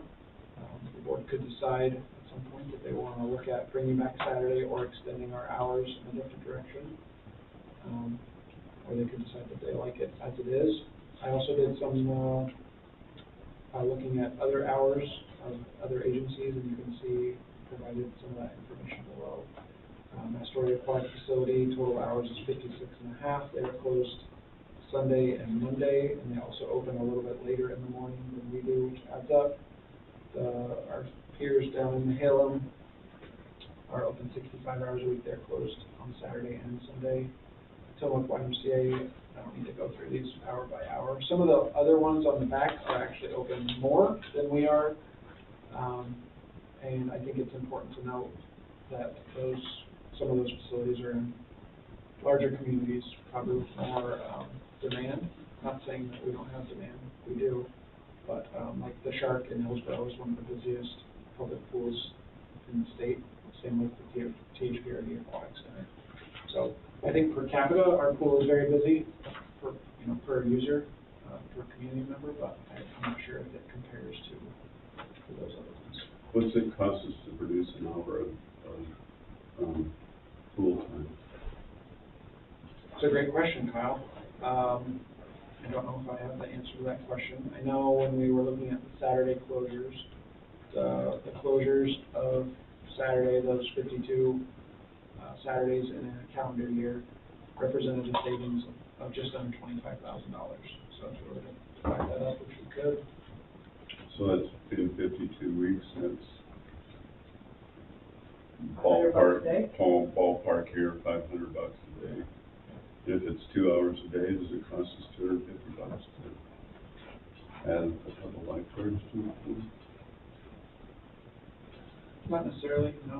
I mean, I don't know. I think we'd have to look at lots of different variables. Well, and then the reason I ask is because, was it last month, or maybe the month before, we heard some community comments about staff distribution during pool hours, so that may affect our unit cost for, opening up the pool for another hour or two, so hopefully you're looking at that. We are, and to be candid, I don't feel comfortable commenting on that here, just because it's a personnel issue, but it is something that we heard and we are looking at improving. Okay. Can I ask a little, I'm familiar with Hood River from a medical standpoint, because I used to work and live in the Dells. And I'm curious that they're open Saturday. The community was in trouble when I was there in the early 80s because Martin Marietta, the business was closing and windsurfing had not been discovered yet. And so that's changed everything. For the windsurfing changed the whole story. And so I'm just curious because I'm somebody that misses Sunday pool, and I don't go to the pool. I wind up going to Portland about 11 o'clock if I'm going to go, and so I'm not in the pool on Saturday. But I used to be in the pool when there was a class, and that particular instructor got sick and left, and the program disappeared, and so people stopped going. But I'm just kind of curious what, if you can comment about their weekend hours. It says seasonal. Sure. Because, I've seen them go from, failing, almost closing to, Yeah, I think it's an interesting case study. The river is, it helps that from the time of my hiring, actually, their previous general manager, Lori, was on the hiring committee when I got the job. So we've always had, I think even before my time, Lori Stern, yeah, always had a great relationship with the river, and in some ways I view them as being a really close counterpart in terms of what they offer. They, if you guys are interested, they're one of the only smaller special districts in the state over the last few years that successfully, they had a bond and a levy, an operational levy passed in the spring. And it was a really significant effort. They had one fail before, but that's going to replace or reconstruct their pool. One of the unique things about their pool is that it's a canvas roof. So in the summer, the roof is partially or almost fully removed, leaving it to be like open air. And in the winter, they have to put the canvas roof back on. That's really challenging and creates a lot of operational challenges for them because of the high winds and the river. I know that their pool is really busy on the weekends. I'm good friends with the director, Mark. He's probably going to watch this. I bet he watches a lot of our board meetings. And he, reached out to me after this was all happening here a couple months ago and was surprised that we were considering it because he said that the weekends are very, very busy for them. So I don't know exactly why it's busier necessarily for them than ours is. I haven't been able to look at that, but he says they program the heck out of the pool, and then when they have their kind of open swims or drop-in recreation activities, they're very, very busy. So could just be the culture, it could be that they're doing something really effective with marketing, I'm not sure. Yeah.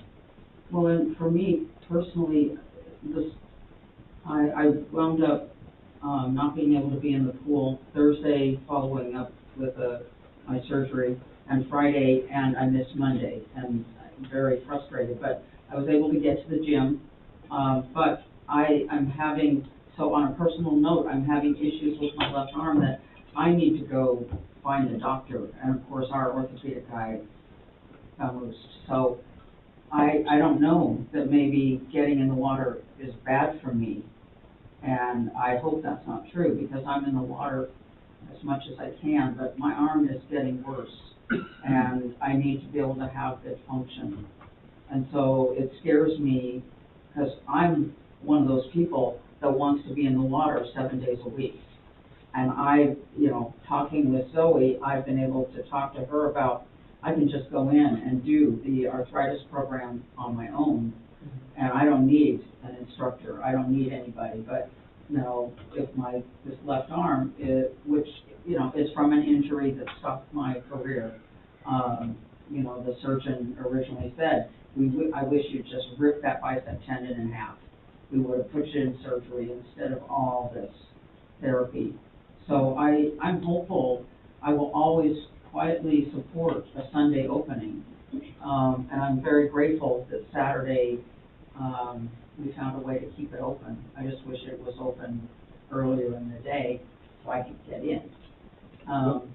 But my problem is we're focused entirely on the supply side, not on the demand side. I mean, we need to stimulate demand for that pool so that kids come, adults come, and, there was a couple, in the water, whatever day, on a Wednesday or a Thursday, and they said, please, our days off are, it was either Wednesday or Thursday and Sunday. We want to be in the water. But now that's 2 people, and I'm one. But, I just would quietly say I'd like to support more hours so that I personally can get in. You don't have to say that quietly. Well, I've kept my mouth shut for a while, because, I'm trying. And I talked to the person at the gym today. I said, I'm so tired of not using this left arm. And I don't know, and Zoe has been incredibly helpful with some restrictions for me. And our orthopedic surgeon took off to Portland, so I'm gonna need to go find him and get some direction, because my arm is getting worse. Especially since you're getting. Yeah. Catherine. So I had a pondering when I read this, and I kind of already shared it with Skylar, but looking at our 2 closest neighbors and seeing that Astoria is closed on Sunday and Nihalem is closed on both weekends. Back during COVID, we offered reciprocal membership.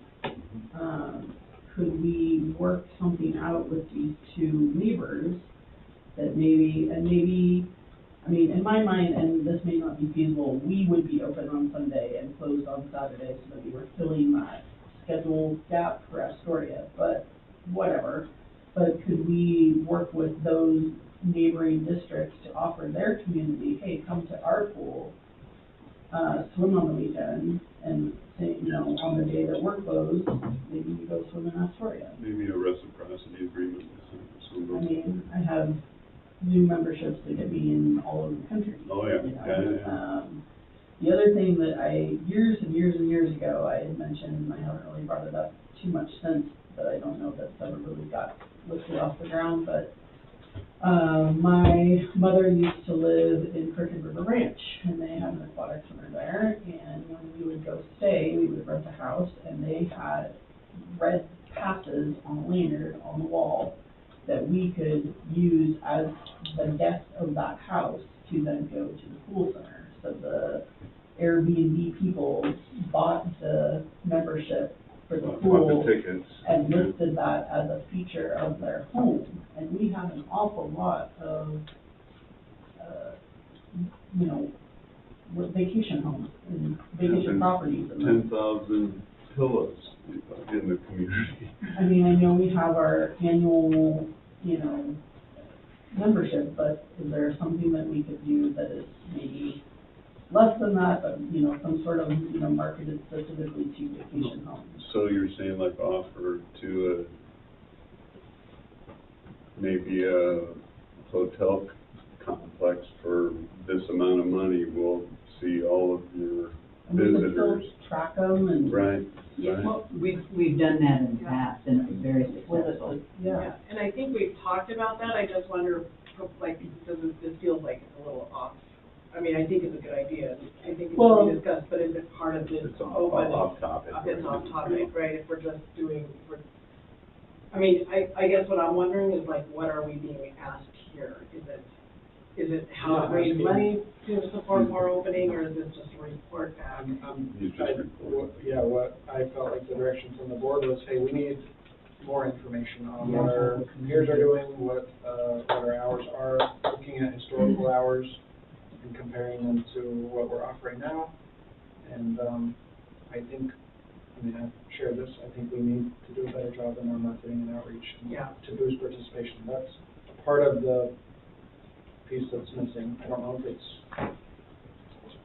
the only thing that we need to do. I'm not sure what the dynamic. I guess that's what I'm asking, is the challenge that we're trying to resolve, is it a participation, like, so that more people are participating, or is it raising revenue to cover the whatever it is, $25,000 that we're talking? And that's what I was trying to get my head around, is what are we trying to do? I think given like the program schedule that we're using for Saturdays, there's very little cost recovery. Now, it doesn't mean that we're not providing a great service. Right. All that we have those days right now is lap swim and open swim, and those just aren't high revenue generators.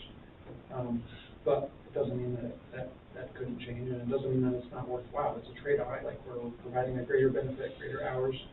You know, that Saturday open swim, as we heard from the community, is really important for kids. It's the only, prior to some other open swims opportunities opening up, it could be their only open swim for the week. So, but it's not, I think looking at it through the lens of cost recovery is probably not going to work out in terms of, that's what we did as a staff. That's why the proposal came through the way it did, because we were, to be candid, only, or looking at it too much through the lens of a financial perspective. Well, we're a recreation district, we should be supporting recreation. We don't expect every program to pay for itself. Is there any other comments for Skylar about the? I like what Catherine mentioned about exploring marketing, but I think we need to be tread very, very cautiously about considering we'll shut Saturday, and you have Saturday hours, we'll take Sunday. I mean, because people have spoken very courageously and, thank you, and pleasantly, well, not pleasantly, courageously and boldly, don't shut down on Saturday. And so I think we need to be very careful not to break that trust. But these hours weren't really meaningful to me, because I don't know how many swimmers they're serving in those hours on Saturdays and Sundays. Are they open for just a few participants, or? We don't really know, so it's hard to compare exactly. I mean, yeah, I think there's missing data, but this is what at least one or more people in this group asked for as a comparison. Yeah. If you go to these websites, you can see the programs that they have. You can see Astoria's, what their Saturday schedule is for. I know they have some lap swim. I know they have some open swim. Tillamook YMCA is really, on Saturday, theirs is that soon. But I think it was informative for me or for staff because it gives us some understanding that although our hours have reduced, from the historical perspective, I think we're in line or above a lot of our peer counterparts in a pretty local, regional, coastal area.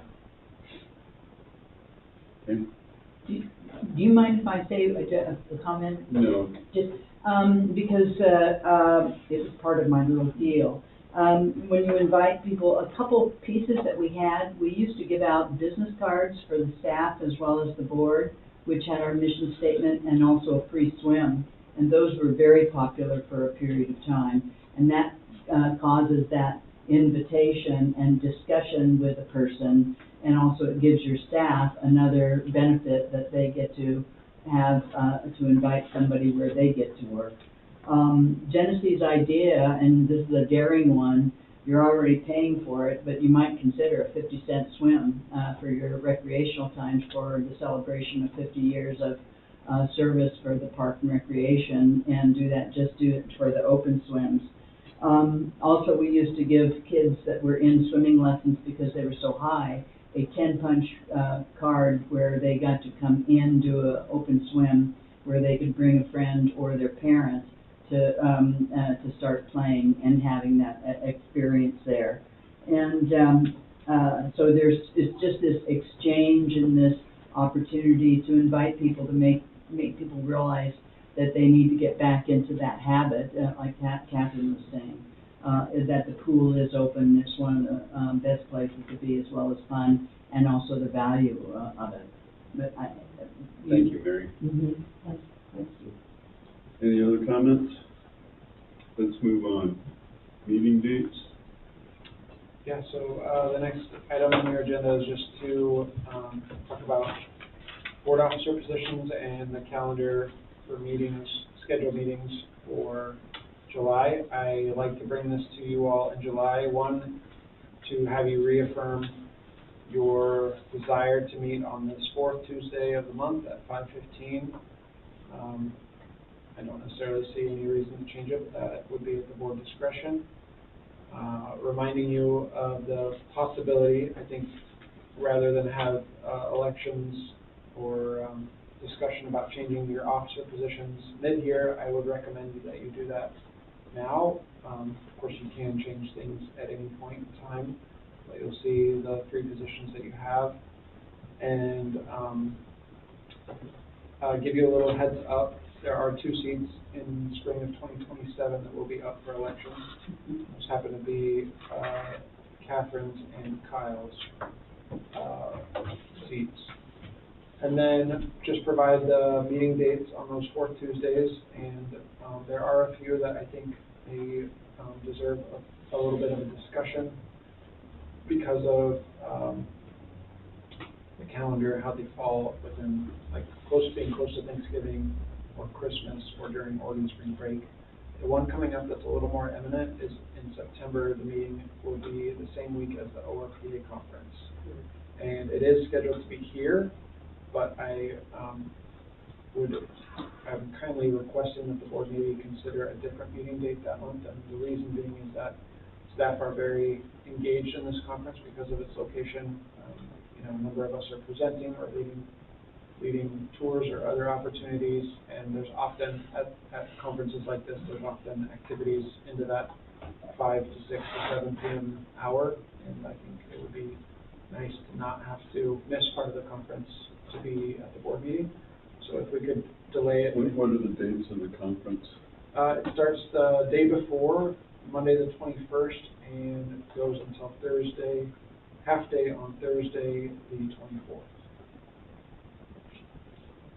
So I was looking at my calendar with this, and I am gone the 15th through the 20th for family stuff. But what if we? So since it's I'm sorry. I realize how tired people would be, including me, because I want to go to this. What if we met on Thursday the 24th? We could, there's also 5 Tuesdays in September, so we could just move the meeting to that 5th Tuesday, which is the 29th. I would propose that. I'm leaving for the Middle East on the 24th. So anything on the 23rd is probably out of the question for me.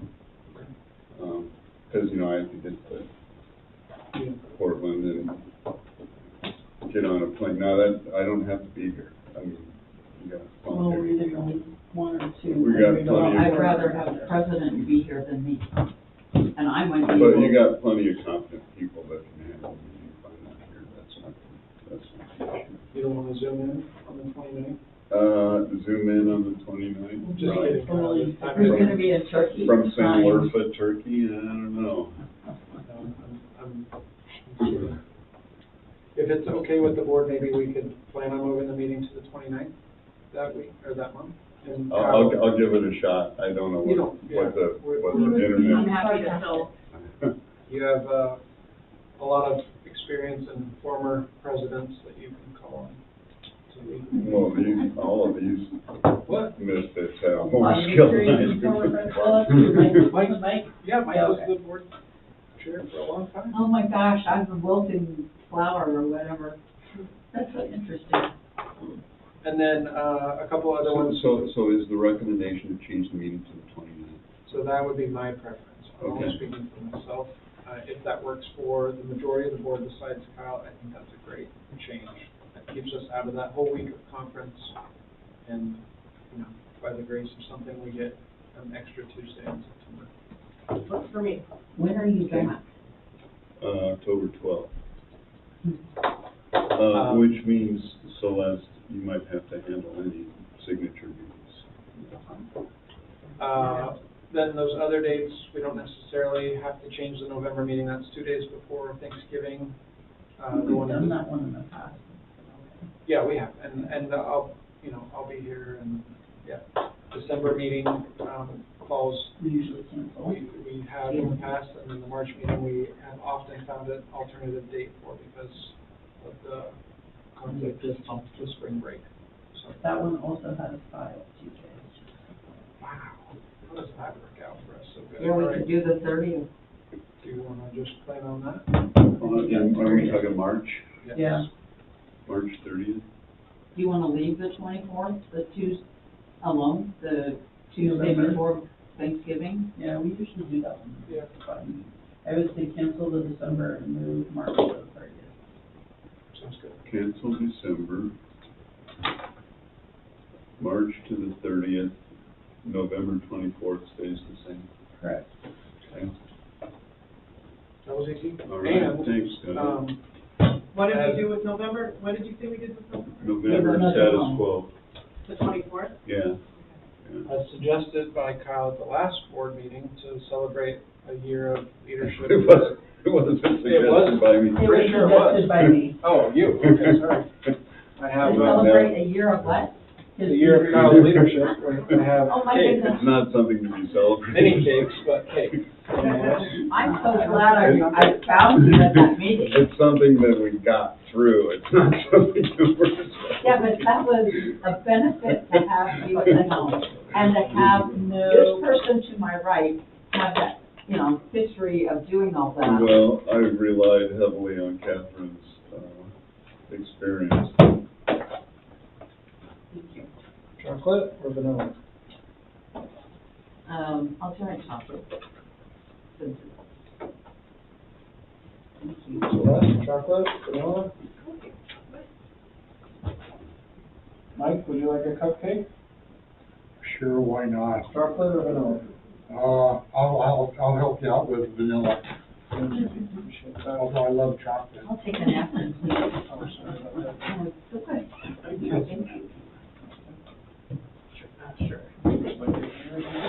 Good job, Kyle. Going in, diving in. Then Burn burn Need it down. napkins. I got one for you. Thank you. Kyle? Vanilla. Vanilla? Since we have enough for How our about our guest? esteemed guests, Yeah. Mary, do you eat cupcakes? No, thank you. Oh, I had a feeling you were healthy like that. But Isaiah will take one. But if you're gonna be unhealthy, a cupcake is a good way to do it. Amen.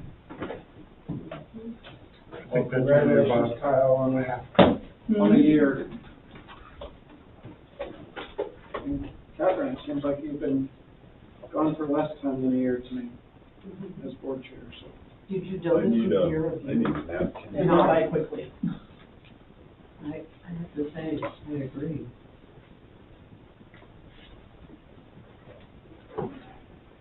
So, thanks for this. We survived this last year. That's notable. And then, sorry, I lost my agenda.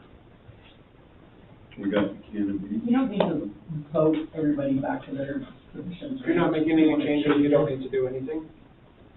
But, it will be preserved for the record that you had the opportunity to discuss.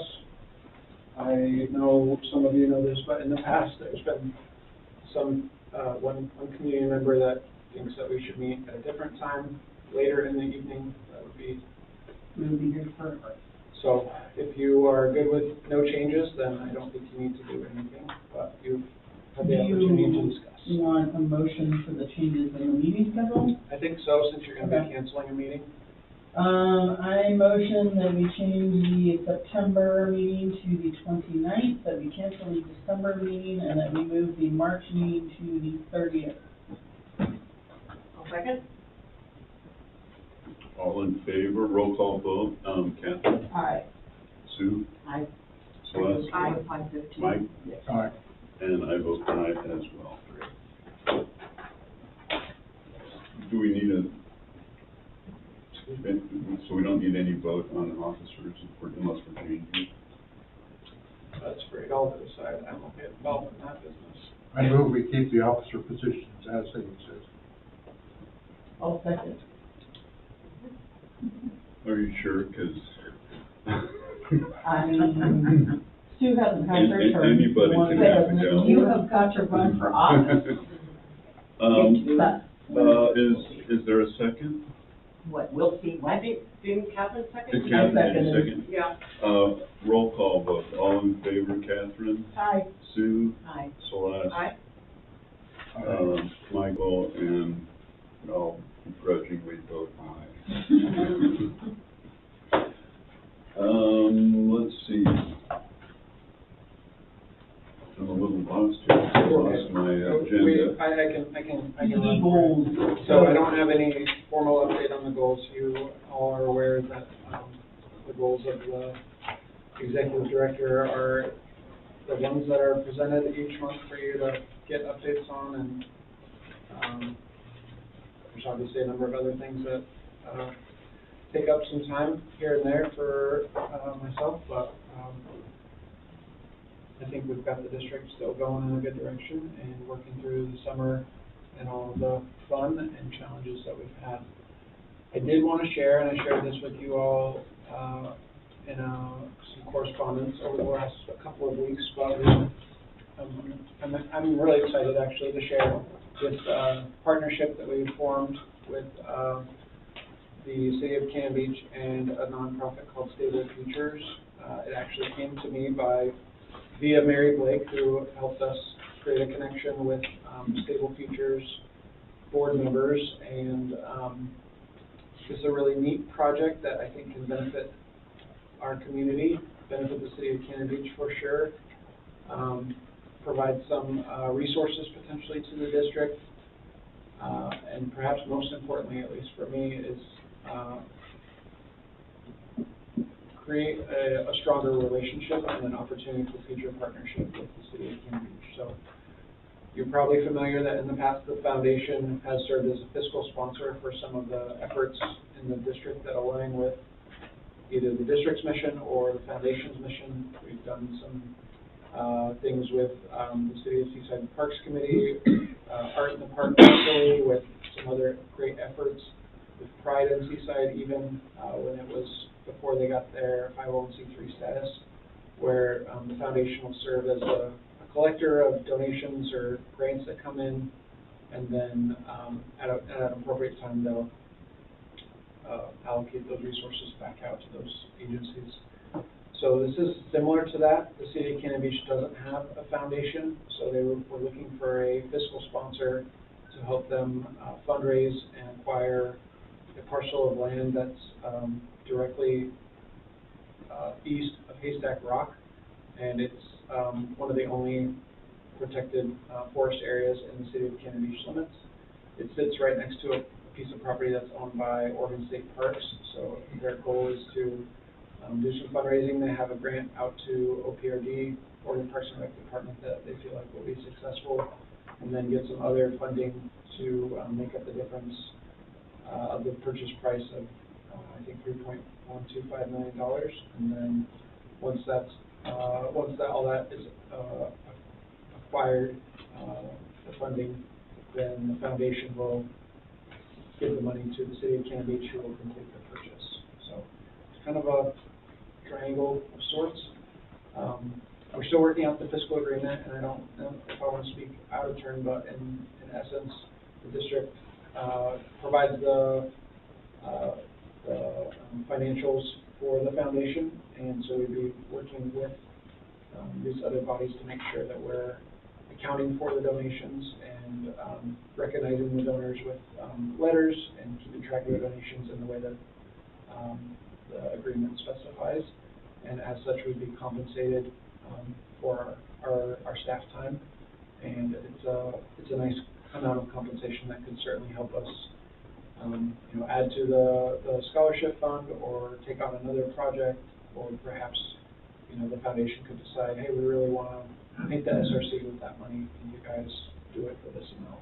So there's a lot of other options, but I think it's a cool way to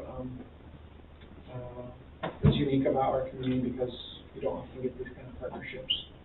And in my conversations with the parties that be, and I went to Cannon Beach City Council and they reviewed us taking over this part of it for them, they were pleased, and I think there's some really good conversations happening about some partnerships that we could have with them in the future. So. Anybody that donates over $100 gets a free pool pass? I have a question Yeah. on that. Is this a done deal already? So our foundation board has voted and approved. The Cannon Beach City Council has voted and approved us, the foundation board, to be the fiscal sponsor. Okay. But How does this fit the mission of the foundation? This is outside the district. yeah, It's wishful thinking that it might help, but it's a good way to look at it. yeah. We've been down the road on that. We've been burned a couple times, haven't we, Mary?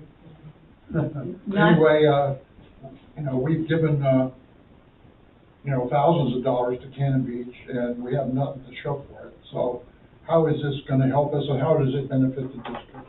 Sure. Well, one, there's no financial commitment for the district outside of our staff time in managing the donations. So I think that's an important thing.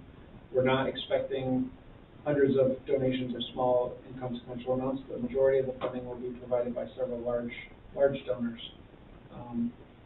So I think that the staff time that it will take to do the accounting for it and to handle the correspondence is pretty minimal.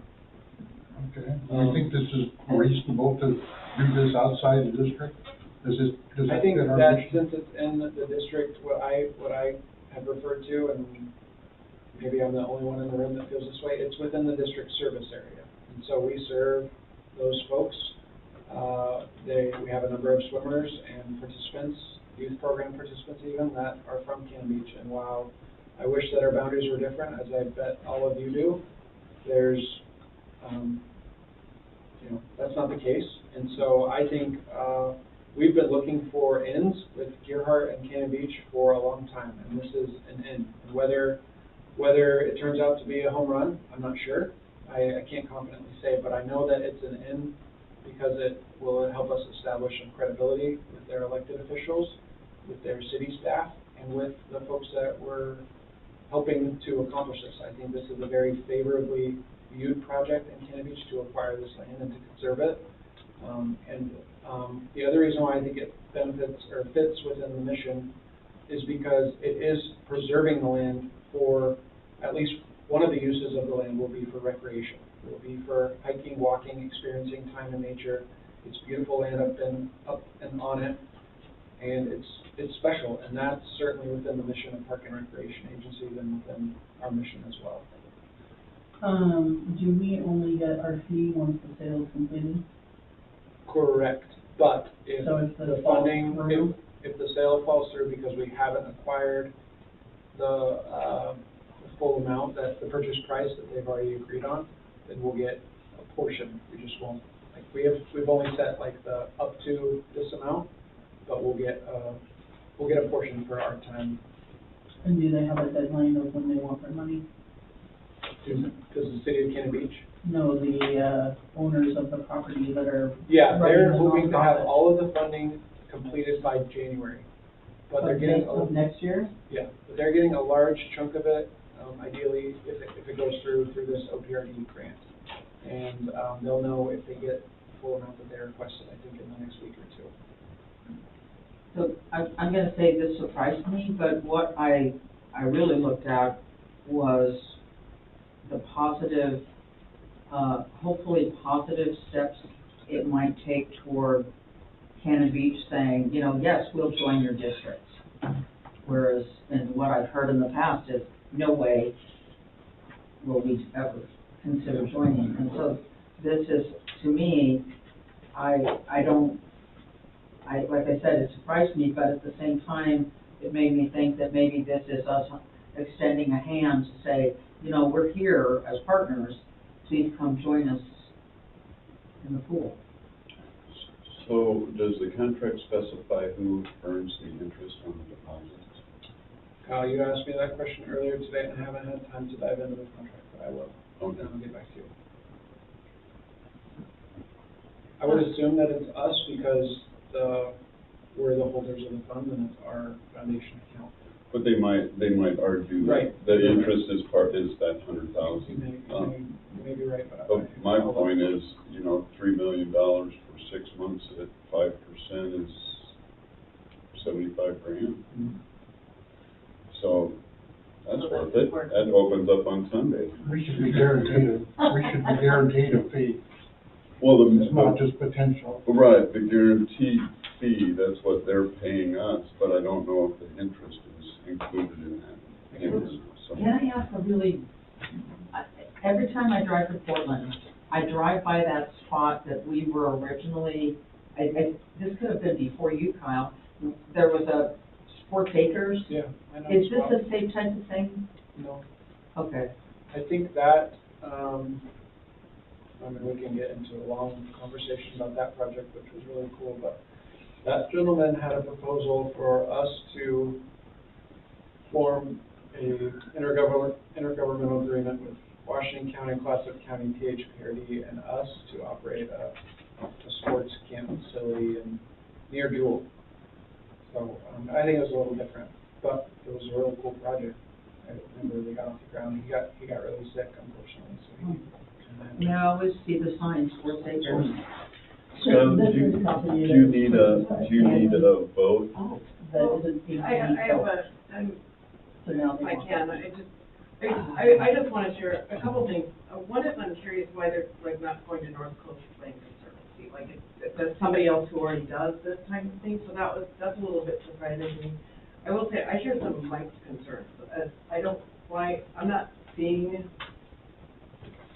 the pathway, and I do have some concerns about risk. This might not be a lot, but like, what happens once the deal has gone through, I don't quite see the pathway to getting Cannon Beach to join by putting some land into a conserv. Like, I don't see how those correlate necessarily. Maybe they do, but I'm not quite seeing it. So for that reason, I have concerns about whether this is outside of our mission. I certainly support a project like this, just that I'm wondering if the Park and Rec is the right people to support a mission like this. Sure. And just, part of the reason I'm concerned about it is that we really need to do some fundraising for our own projects. So I worry about the conflict of interest. Like, why aren't we going after the Oregon Park and Recreation funds for us, if those are available? Do you know what I mean? Like, so then, are we competing against ourselves to go after funding? And how much of your time, which we already heard today is pretty fractured with lots of projects, like, how does that relate to it? So I have some concerns that you know, if it's bringing some revenue, maybe, but I do concern about chasing revenue if it's not mission aligned. Anyway, and I will point out, like, there's 80 great acres right outside of Seaside that is in our service district. Why don't we just purchase that? You know, and so, like, why this land for this district is part of, I guess, my question. Okay. There was a few questions in there, so I'm Yeah. gonna try to remember.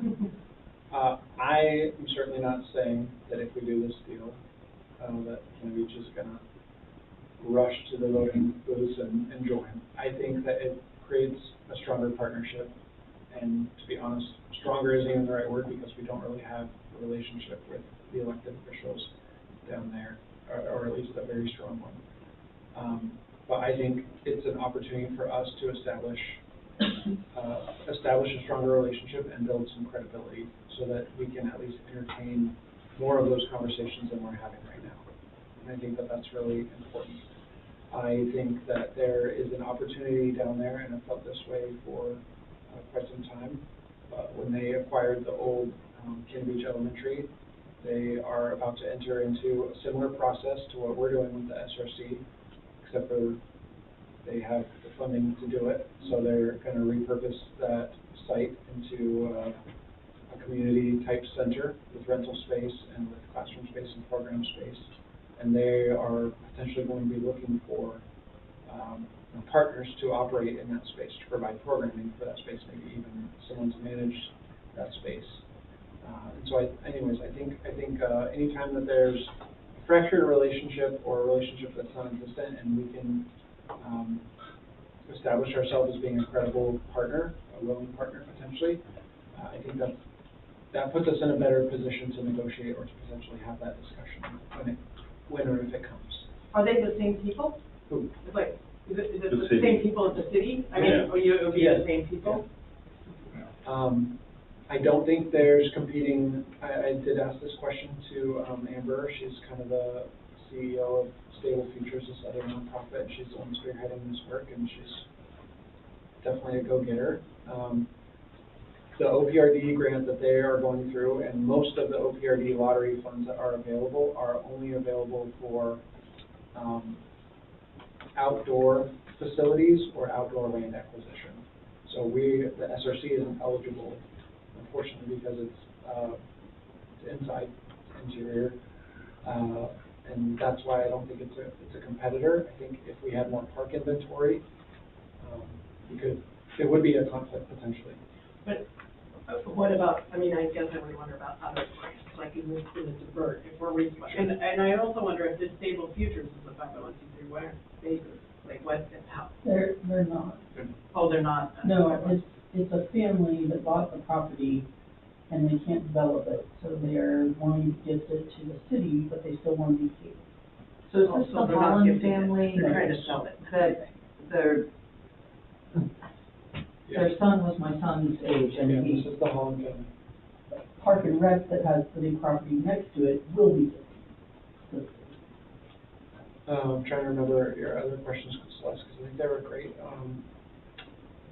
In terms of land, North Coast Land Conservancy? I don't know why they didn't look at that. I know that they did have a agreement with,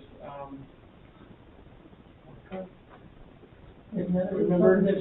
Yeah, and North Coast Land Conservancy didn't want to pick it up because it was too small, and they had other priorities. They're trying to redo the Stanley and Lake and reroute the Thompson Creek, Right. which is not going all that well, Mhm. for good reason. Well, my thought is, and I'm really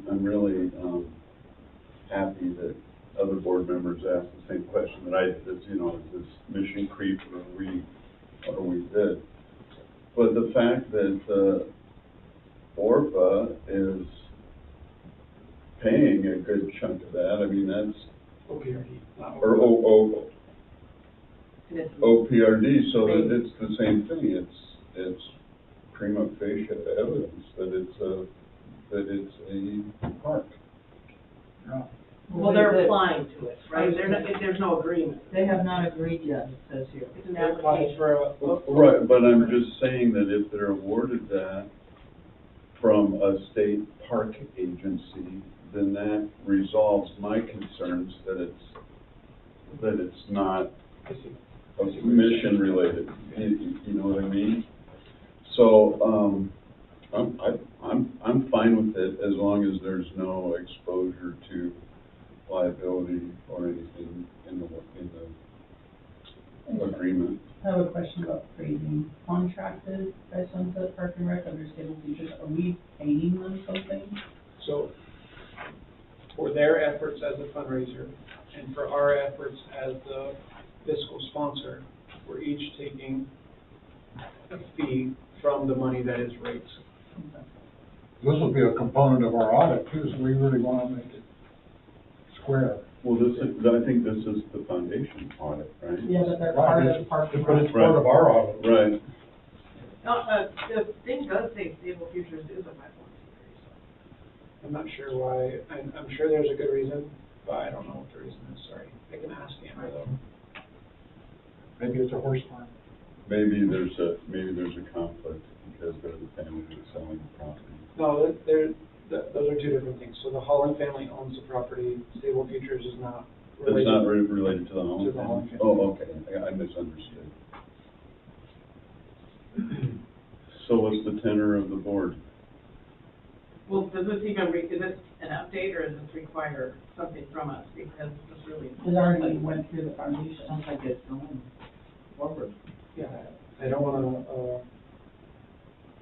pour salt in a wound that might be exposed right now, but, the foundation board approved, I think it's moving forward. I do wanna make sure that our board, you all have visibility on it. I personally think it's a great thing. I evaluated it, trust the other partners. It's going through, an attorney's review right now that the foundation has worked with before, to help review legal agreements. Does like the this. foundation use our attorney? No. Yeah, 'cause So our, it's not an SDAO attorney? it's not. The SDAO attorney only does pre-loss legal services, so this isn't part of our. And I don't want this to get mixed with that. I just want to make sure that there's no liability exposure for us. I can't envision that there might be. Do you want to vote, or do you want consensus? What are you looking for? This is just an update. If you all want to vote on it, I don't know if I have consensus. But if there's concerns that you have that I wasn't able to address, I do want to hear those. I want to get you answers to those questions if you have them. I think that's prudent. No, I'm fine with it myself. I guess, I'm trying to think of the risk pieces involved here, and how do we assure, I mean, I just pulled it up in WebMap, just to see, I mean, the tax assessed value, do we have any concerns that the tax assessed value for this property is, well, below this Well, purchase the price? or assessed value always will be. It's a fraction. Yeah. Like, The tax assessed value is like, I'm sorry, the real market value. Oh, RMV? RMB is 1.3 million. Like, I worry, like, are we fundraising to pay a trust? I don't know this trust, I don't know anything about it, I don't know if it's Cannon Beach. It looks like a very unique piece of property, given that it's 4 acres in the center of town there. But I'm wondering about due diligence, about what is our obligation to make sure that we're not fundraising so somebody gets a great real estate transaction. I mean, I got a great 2 acres, you know, I'll get like I think as part of our due diligence, we've looked at the contract that's in place and what the city of Cannon Beach is going to do with the property. And yeah, while they might be acquiring the property, and I don't know if it's a sale or not, they're not, I mean, the purpose of acquiring the property is for conservation and recreation, not for future No, development. that isn't what, I'm not concerned about the city's motivation. I'm worried, That the people selling are. yeah. I know what you're looking at, and I guess, I assumed that the purchase price that they've already agreed on was based on either the appraised value or the assessed value. And so you're saying it doesn't line up with either of those numbers? The real market value is $1.3 million. The assessed value is $831,000. I know they came up on that number in a way that would make sense to somebody. I don't have the answer to that question, but let me get. I feel like that might be some due diligence that we should be covering for ourselves. Do we know, I mean, if this is the Holland family that I know, It probably is. I mean, their son was in my son's class, and he was a very good friend. Was their intent to buy this for, I mean, was there something involved with their purchase? And now because family dynamics changed, they want to unload it? I think that's accurate from what I understand. That Okay. there's some in the family that would like to unload it or need the resources from selling this parcel of land, and that's the decision the family's made. Yeah, I mean, I think there is, and again, no shade, I don't know the people, I don't know anything, but I think the risk is whether or not we are being used as an instrument to fundraise, to create a windfall for somebody. And if there is an appraisal that exists for the property someplace, or how they came to some sort of justification about how they came to the 5.5 million, I think would be important for us to have. Or is the money solely for the property, or are there other improvements that they're making to the property? I can answer a couple of those if you want me to. Mary's on the board of Stable Futures. Oh, She okay. didn't declare a conflict of interest. Well, that's helpful. Yeah, so the Holland family's father bought the property in the 60s to develop it. And it's a family of, I believe, 8 kids, and it was never developed. And they have, the family has come to a conclusion that they want to offer it first to the city, since it's next to a state park, to make this piece of parcel a very special one. They had it appraised a number of years ago, which was, I believe, it was at a higher rate. It was either 4 million or 6 million. And the city of Cannon Beach has had it appraised, I know, at least twice, because of they wanted to know the value as well. And they wanted to know whether or not it was going specifically to a family that was overpriced. So, you know, it would look awkward, just exactly what you're talking about. The family's eager to, if they cannot work through to do the fundraising, the grant from the states is $1 million, and it looks like it's a real strong grant through the Oregon Parks and Recreation. They have personal commitments that have already been committed verbally to $250,000 and up to $500,000. So those were just 2 pieces, so you were almost halfway there.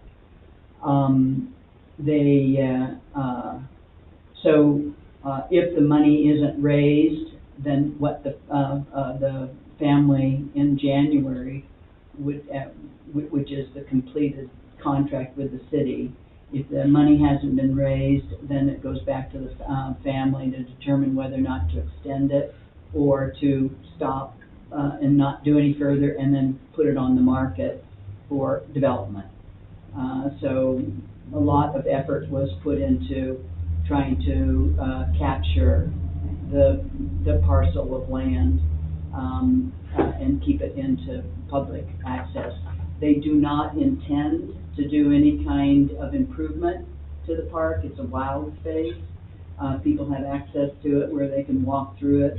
It is, I mean, if you haven't seen the drone, or if you haven't seen the pictures, or if you haven't walked the property, I will tell you that I was incredibly impressed with Skylar's questions, because he brought all these up too to bring him up to speed, and then he went and walked the property with Amber, who is the CEO of a new 501c3 fiscal, a nonprofit. She hasn't been operating long enough to get her financial piece in place. That's why they were looking for a fiscal agent. The Sunset Empire Park and Recreation District formed the foundation when we were in our worst financial conditions in the 80s, and felt that we had access to resources if we had a 501c3. So that's why we initiated a 501c3. And the spirit of that foundation was literally for recreation in our communities, not just the boundaries of the Sunset Empire Park and Recreation District. So as Skylar has mentioned, the foundation has been approached, everything from Rotary to, I go to the foundation all the time when we do our events to run a fiscal sponsor through there. So we can offer people a tax write-off as well as a partnership to provide something for the community that will enhance the quality of life, we believe. And that's why we formed a foundation, and also why we have become open and available to other people to ask those kinds of questions. We used it for childcare at one point. We used it for running the money for the wrestling building for the high school. So it's been used in quite a number of different ways. So that's why you've got it. And then also they did do some of the obvious ones about going to the North Coast Land Conservancy, and it was a surprise, but it was not a big enough piece of property, and also a lot of North Coast Land Conservancy's land is not necessarily closed to the public, but a lot of it is. So this is something to enhance the state park. And the state park, which really was interesting, when this was put together, instead of the state sort of just taking on this additional piece, the city wanted the land. So that's why the state will turn the land, their park, over to the city of Cannon Beach. Wait a minute, the state will turn their There's a park right next to the 4 acres. State park. Yeah. So then that state park merged with this new land will become Cannon Beach Park.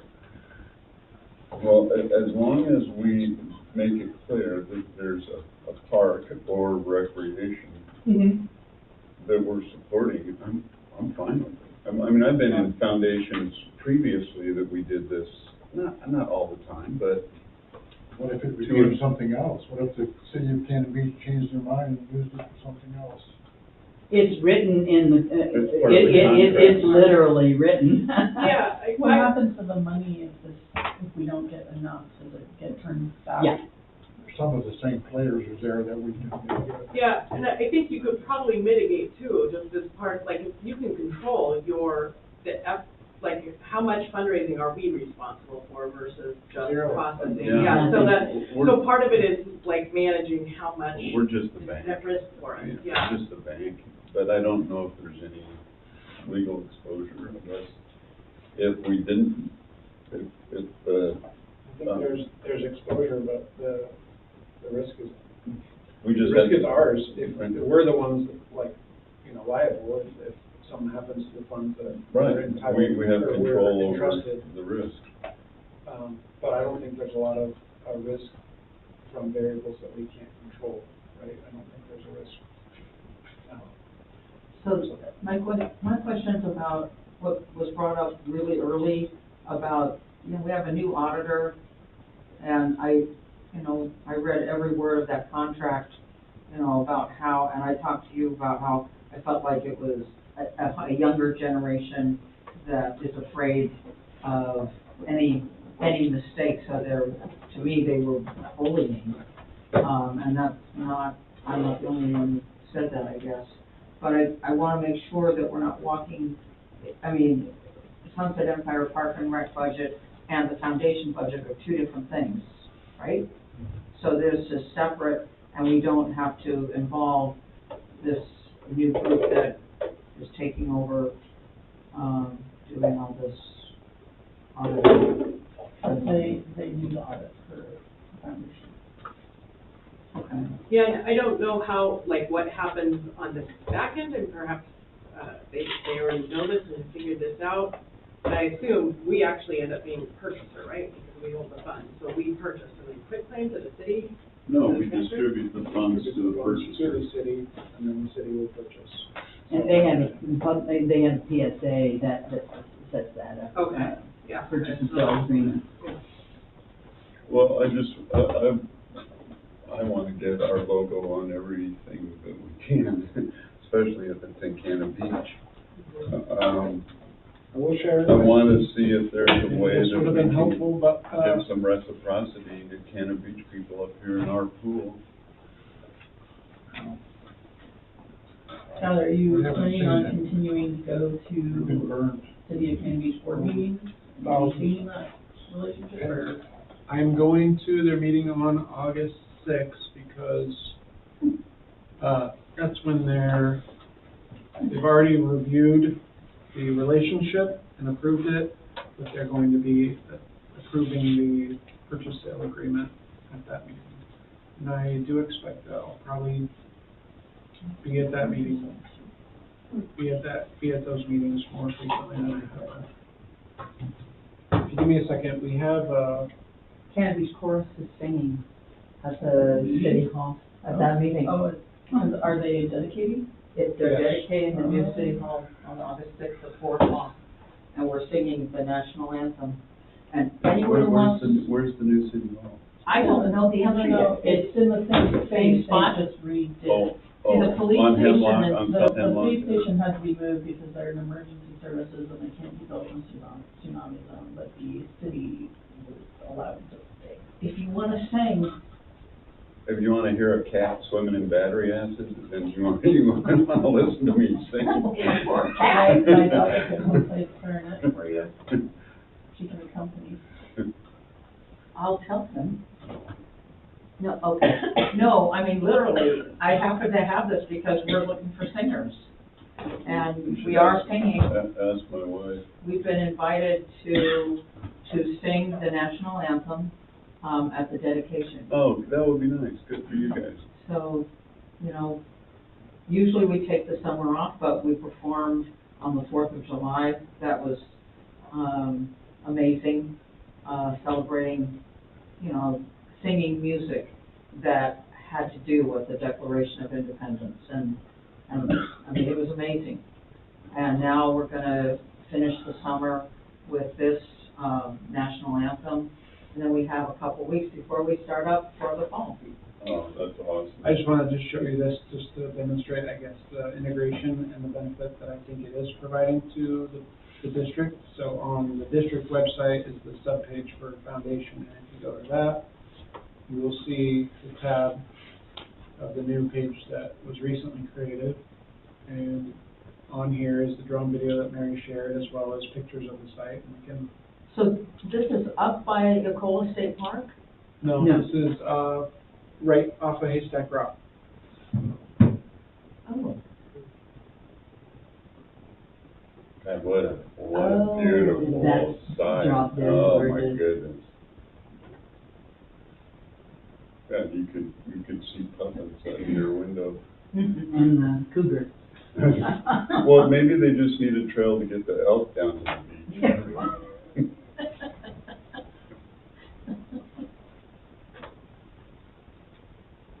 God, that is a beautiful spot. So,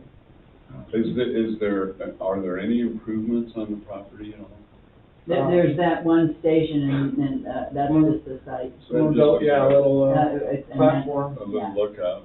It's, probably not OSHA. that's- Yeah, I know, you don't wanna get. And there's some trails you can get through the property, But without too much when it's all difficulty. done, it's gonna be a park. Mhm. So it'll boost their property And what's values. it connected to, the Well, the 13? city's gonna lose all the taxes. It's connected to a state park.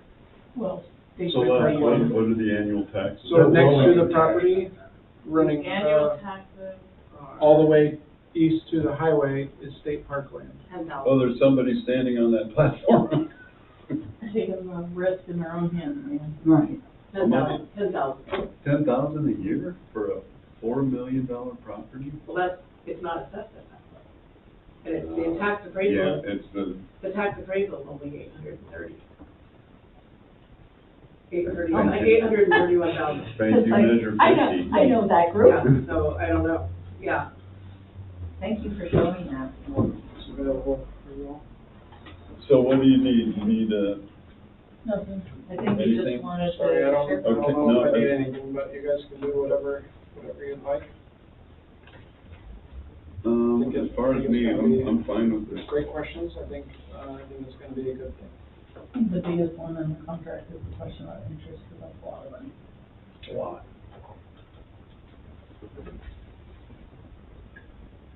Don't bring it up if they don't specify. Okay, that's it for my report, thank you. Thank you, Skylar. Board comment, Catherine. Can I ask a question? Yeah. You missed the special events. Oh, I'm sorry. Special events, I'm curious what D is. So, for the last, Showers? for the last couple of years, our foundation has provided a fundraiser for Hood to Coast participants to use we provide a opportunity for them to purchase a parking pass or showers for both. And, Or food too, I think. we did sell food last year, it really wasn't successful, so I think we'll have some food, but it'll be small and, things that we could reuse. And this was with SRC, right? Correct. And, it's been quite successful. It's, it's labor intensive, but it's only for, about, 18 hours or so, from early in the morning, 3 or 4 a.m. in the morning until 6 or 7 p.m. at night. And, we use a lot of, our volunteer network. Our scholarship recipients, are asked to volunteer, as well as the foundation network. So, did highlight it because I think it's a great effort and a great way to use the building. And, again, we've been able to forge a really good partnership with Hood to Coast. They put us in their version of the program guide, their handbook, on the back page, so it's quite visible for people to see. And there's a QR code so people can sign up while they're running. But of the 5,000 or so teams, not all of them have hotel rooms or a place to shower or hang out. And one van gets done, 5 or 6 hours before the other van, so they need a place not in Celeste's driveway or around in other people's property. It's appropriate for them to sleep or use the bathroom or take a shower, take a wet wipe shower. So I think it's a great thing. But yeah, busy August with a couple meetings out of it. And of course, farmers market continues. We closed early last week because of the weather, but every Wednesday from 1 to 6 p.m. Hopefully it'll be just like it is outside right now tomorrow. Weather report says Sunday. That's it for me. Okay, board comments, Catherine. Congratulations to Augie and Andre. Thank you to Mary for your continued insight into the district. Thank you to Celeste for all of her hard work. Congratulations to Kyle on a successful year. I ran a big campaign for that. Thank you, Catherine. Sue. So I basically repeat, grateful for Mary and Bob for the continued support, and I am grateful, I get to see Augie, and I have really enjoyed meeting Andre and getting to know him a little bit, and I'm glad they are both being honored. I'm grateful for the work we do together, to work together and figure things out, just like this most recent conversation, being able to spend the time without having somebody say, wait a minute, I want to go home. Because I think, it's important that we we always keep in mind our vision and mission statement to play, but that positive life activities for the individual means if there's a way to extend a park, and that kind of play for somebody, I think we need to pay attention and support. Celeste, what I wrote to her was, brava, because, coordinating that, I'm sorry I couldn't get it to her quicker, but I am just so marveled. And, we're gonna take on the fee structure, so we just take advantage of your intellect, and we all benefit from it, and I'm incredibly thankful for you and grateful. I know that we're looking at, our swim team, in its infancy, developing, and I'm wondering about looking at what Nehalem has, because we used to extend a partnership to them to be part of a swim team, and maybe that's an option. And in the heyday, we went to Astoria as well. So I think we're in the beginning stages of figuring it out, and it's exciting. There's nothing so marvelous, and Kyle can speak to this. Laura developed these friendly rivalries between certain people and went to all these different meets. They were friends, but it was always a competition against time. So first to the wall wasn't really the point, it was to PR. And I think the role of swimming and swim team is just an incredible benefit for all, and I can't say enough good things about promoting more people in the water. I want to mention, one of my pet peeves is people not showering in the water, and I happened to stop by Nehalem because I was congratulating one of our former employees on his up-and-coming marriage, and he was sitting there telling people, make sure he was playing receptionist, and every person that walked in the door, he was saying, make sure you shower before you get in the pool, make sure you shower. And I thought, well, that's great. And then there were these handouts. I handed one to Skylar today that are posted all over the place about promoting showers, because we want a longevity to our pool. And when people are pushing back against the lifeguards saying, please shower, I showered this morning, not going showering again. Well, don't forget to read that little rule at the last bottom that says the lifeguard can say, no, you're not swimming today until you shower. But and I've bit my tongue a few times to say, because now the excuse is I'll go get in the hot tub, get wet, and then I'll come get in the shower. I take my shower in the hot tub. No, I'm all wet, and what's happening is more people are starting, I'm seeing more patrons saying, she's not showering, neither am I. And I thought about trying it myself, because when I was 6 years old, I was taught you will shower. So I couldn't do it, but I'm trying not. Followers too. It is, but I'm trying not to tell somebody, please go shower. Who are you? Well, I'm a board member. Please go shower. I've not done that. I'm trying not to, really. I don't want to get in trouble with everybody. I want to say, in addition to that, we had a patron who had a fall. She slipped on the wet surface. I didn't know who it was until I got in the hot tub, and there is my friend. Time out. So I think you should be, we've had some complaints about the slipperiness of the floor. I think we should be specific that it wasn't in that area. Right, and that's what I was going to say. Oh, because okay, good. The thing that I want to congratulate this team on, of our employees, is she was talking about it, and she knows my position, and so I said, do you mind telling me about what happened? And yes, she was in a different location than we're hearing the complaints about. I still am on paddle patrol, and this was not a normal area, but it was an area where a bunch of children had used the restroom, and so the floor was wet. And she has a handicap.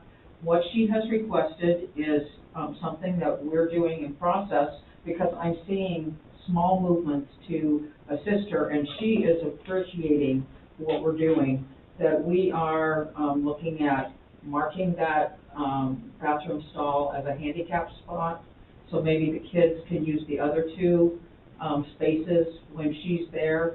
She can use that space, because she needs the bar to stand up, because she doesn't have the use of both her arms. But her attitude was one of, thank you for listening to me, and thank you for helping me. And so I think that's where that benefit of every complaint is a gift becomes a true statement, that we are helping our patron, she is appreciating it, and we move forward in a positive environment. And I think that's, I wish other patrons knew that we were listening, well, I wish they appreciated that we were listening to them as well, because this particular patron did have an incident. We took issue with it to help her, and she is very happy that we are listening to her. And so I continue to appreciate the staff on all levels that stepped forward to say, you know, we're not going to wait for executive action. You know what, this will help her. Guess what? The next day, she had a chair. The next day, we offered certain things. I asked her, please talk to me on Monday about how you felt. And every aspect was, here was the action, here was the feedback, and it was positive. And so I think it's, we should pat ourselves on the back, you know, because we listen and we adapt. And I think that's a very important distinction, rather than closing our ears to, you know, I'm not listening to you anymore.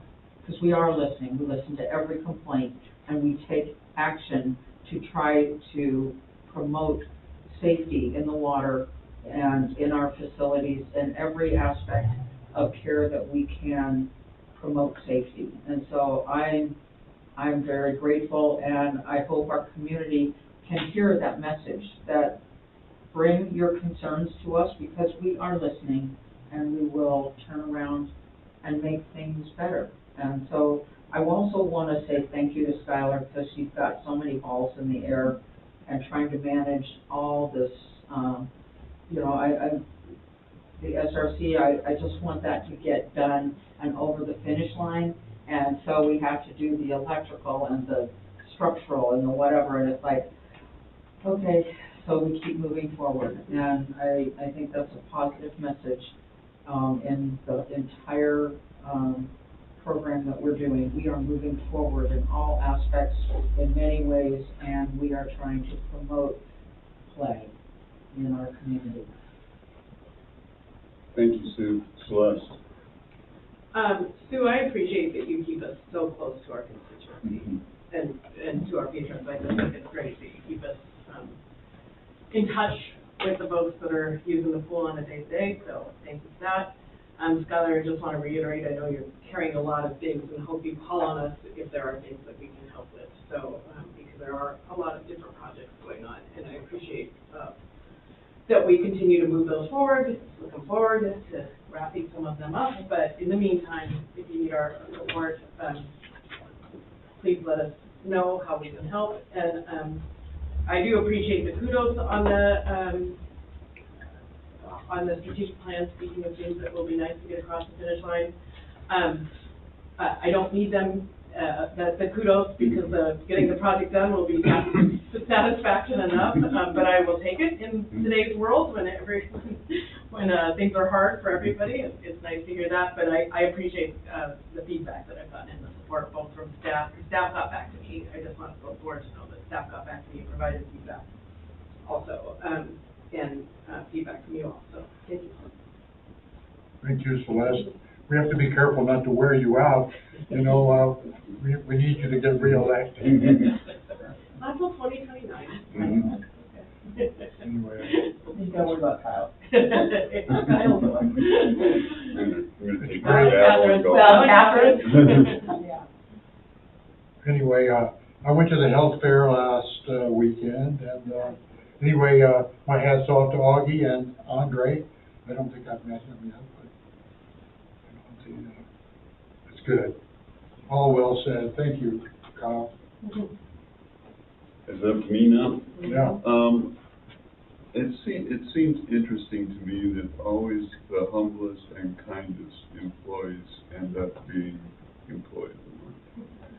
And I think that seems like it's true this month with Augie and Andre. Just seem like two great kids, and I'm really proud that we have them on our team.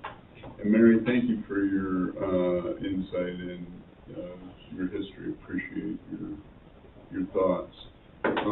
One of my concerns is, I think the pool is like the nucleus of the entire organization, and I'm concerned that I think we need more electrons orbiting around that nucleus. And if we can get some of those electrons from Cannon Beach, I think that would be really good if we can figure out a way as part of this park project or whatever project to get them more interested in showing up and affecting the demand side of our equation.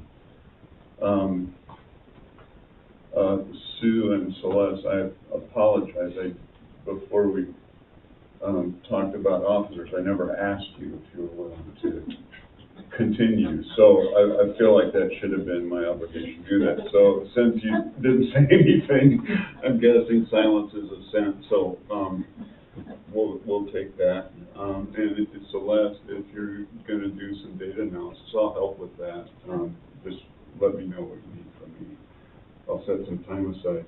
I heard a couple of things in the board meeting today that were pretty interesting, and I forget who said it, but it had to do with the STEM program and making use. Was that you, Mary? I think that those sorts of ideas are really powerful. If we can create some things in the SRC that don't currently exist and give some space to promote some of these kids. I mean, there's a robotics program in town, I'm guessing. So In the SRC. We already have them. it's in the SRC. Oh, okay. Yeah. But as I drive around, Well, are we still doing it? It's still in the SRC. I mean, they didn't move back on campus? We don't have room. But those robotics kids are Okay. awesome. I mean, they're really indicate to me how much of a slacker I was in high school. Because I'm not accomplishing anything like these kids are today. They won. Do they? Yeah. I'm a little worried about the outlet mall. I see there's some vacancies in there, but some of the vacancies that have been picked up are like WorkSource Oregon and a couple other things. And I'm thinking, well, why can't we be WorkSource Oregon in the SRC? Why can't we have some of those? I know, but we have a timeline, and hopefully we can get that done. Find some. We lost Consuelo, Hispania. Well, maybe they'll come back in the future. I hope they do.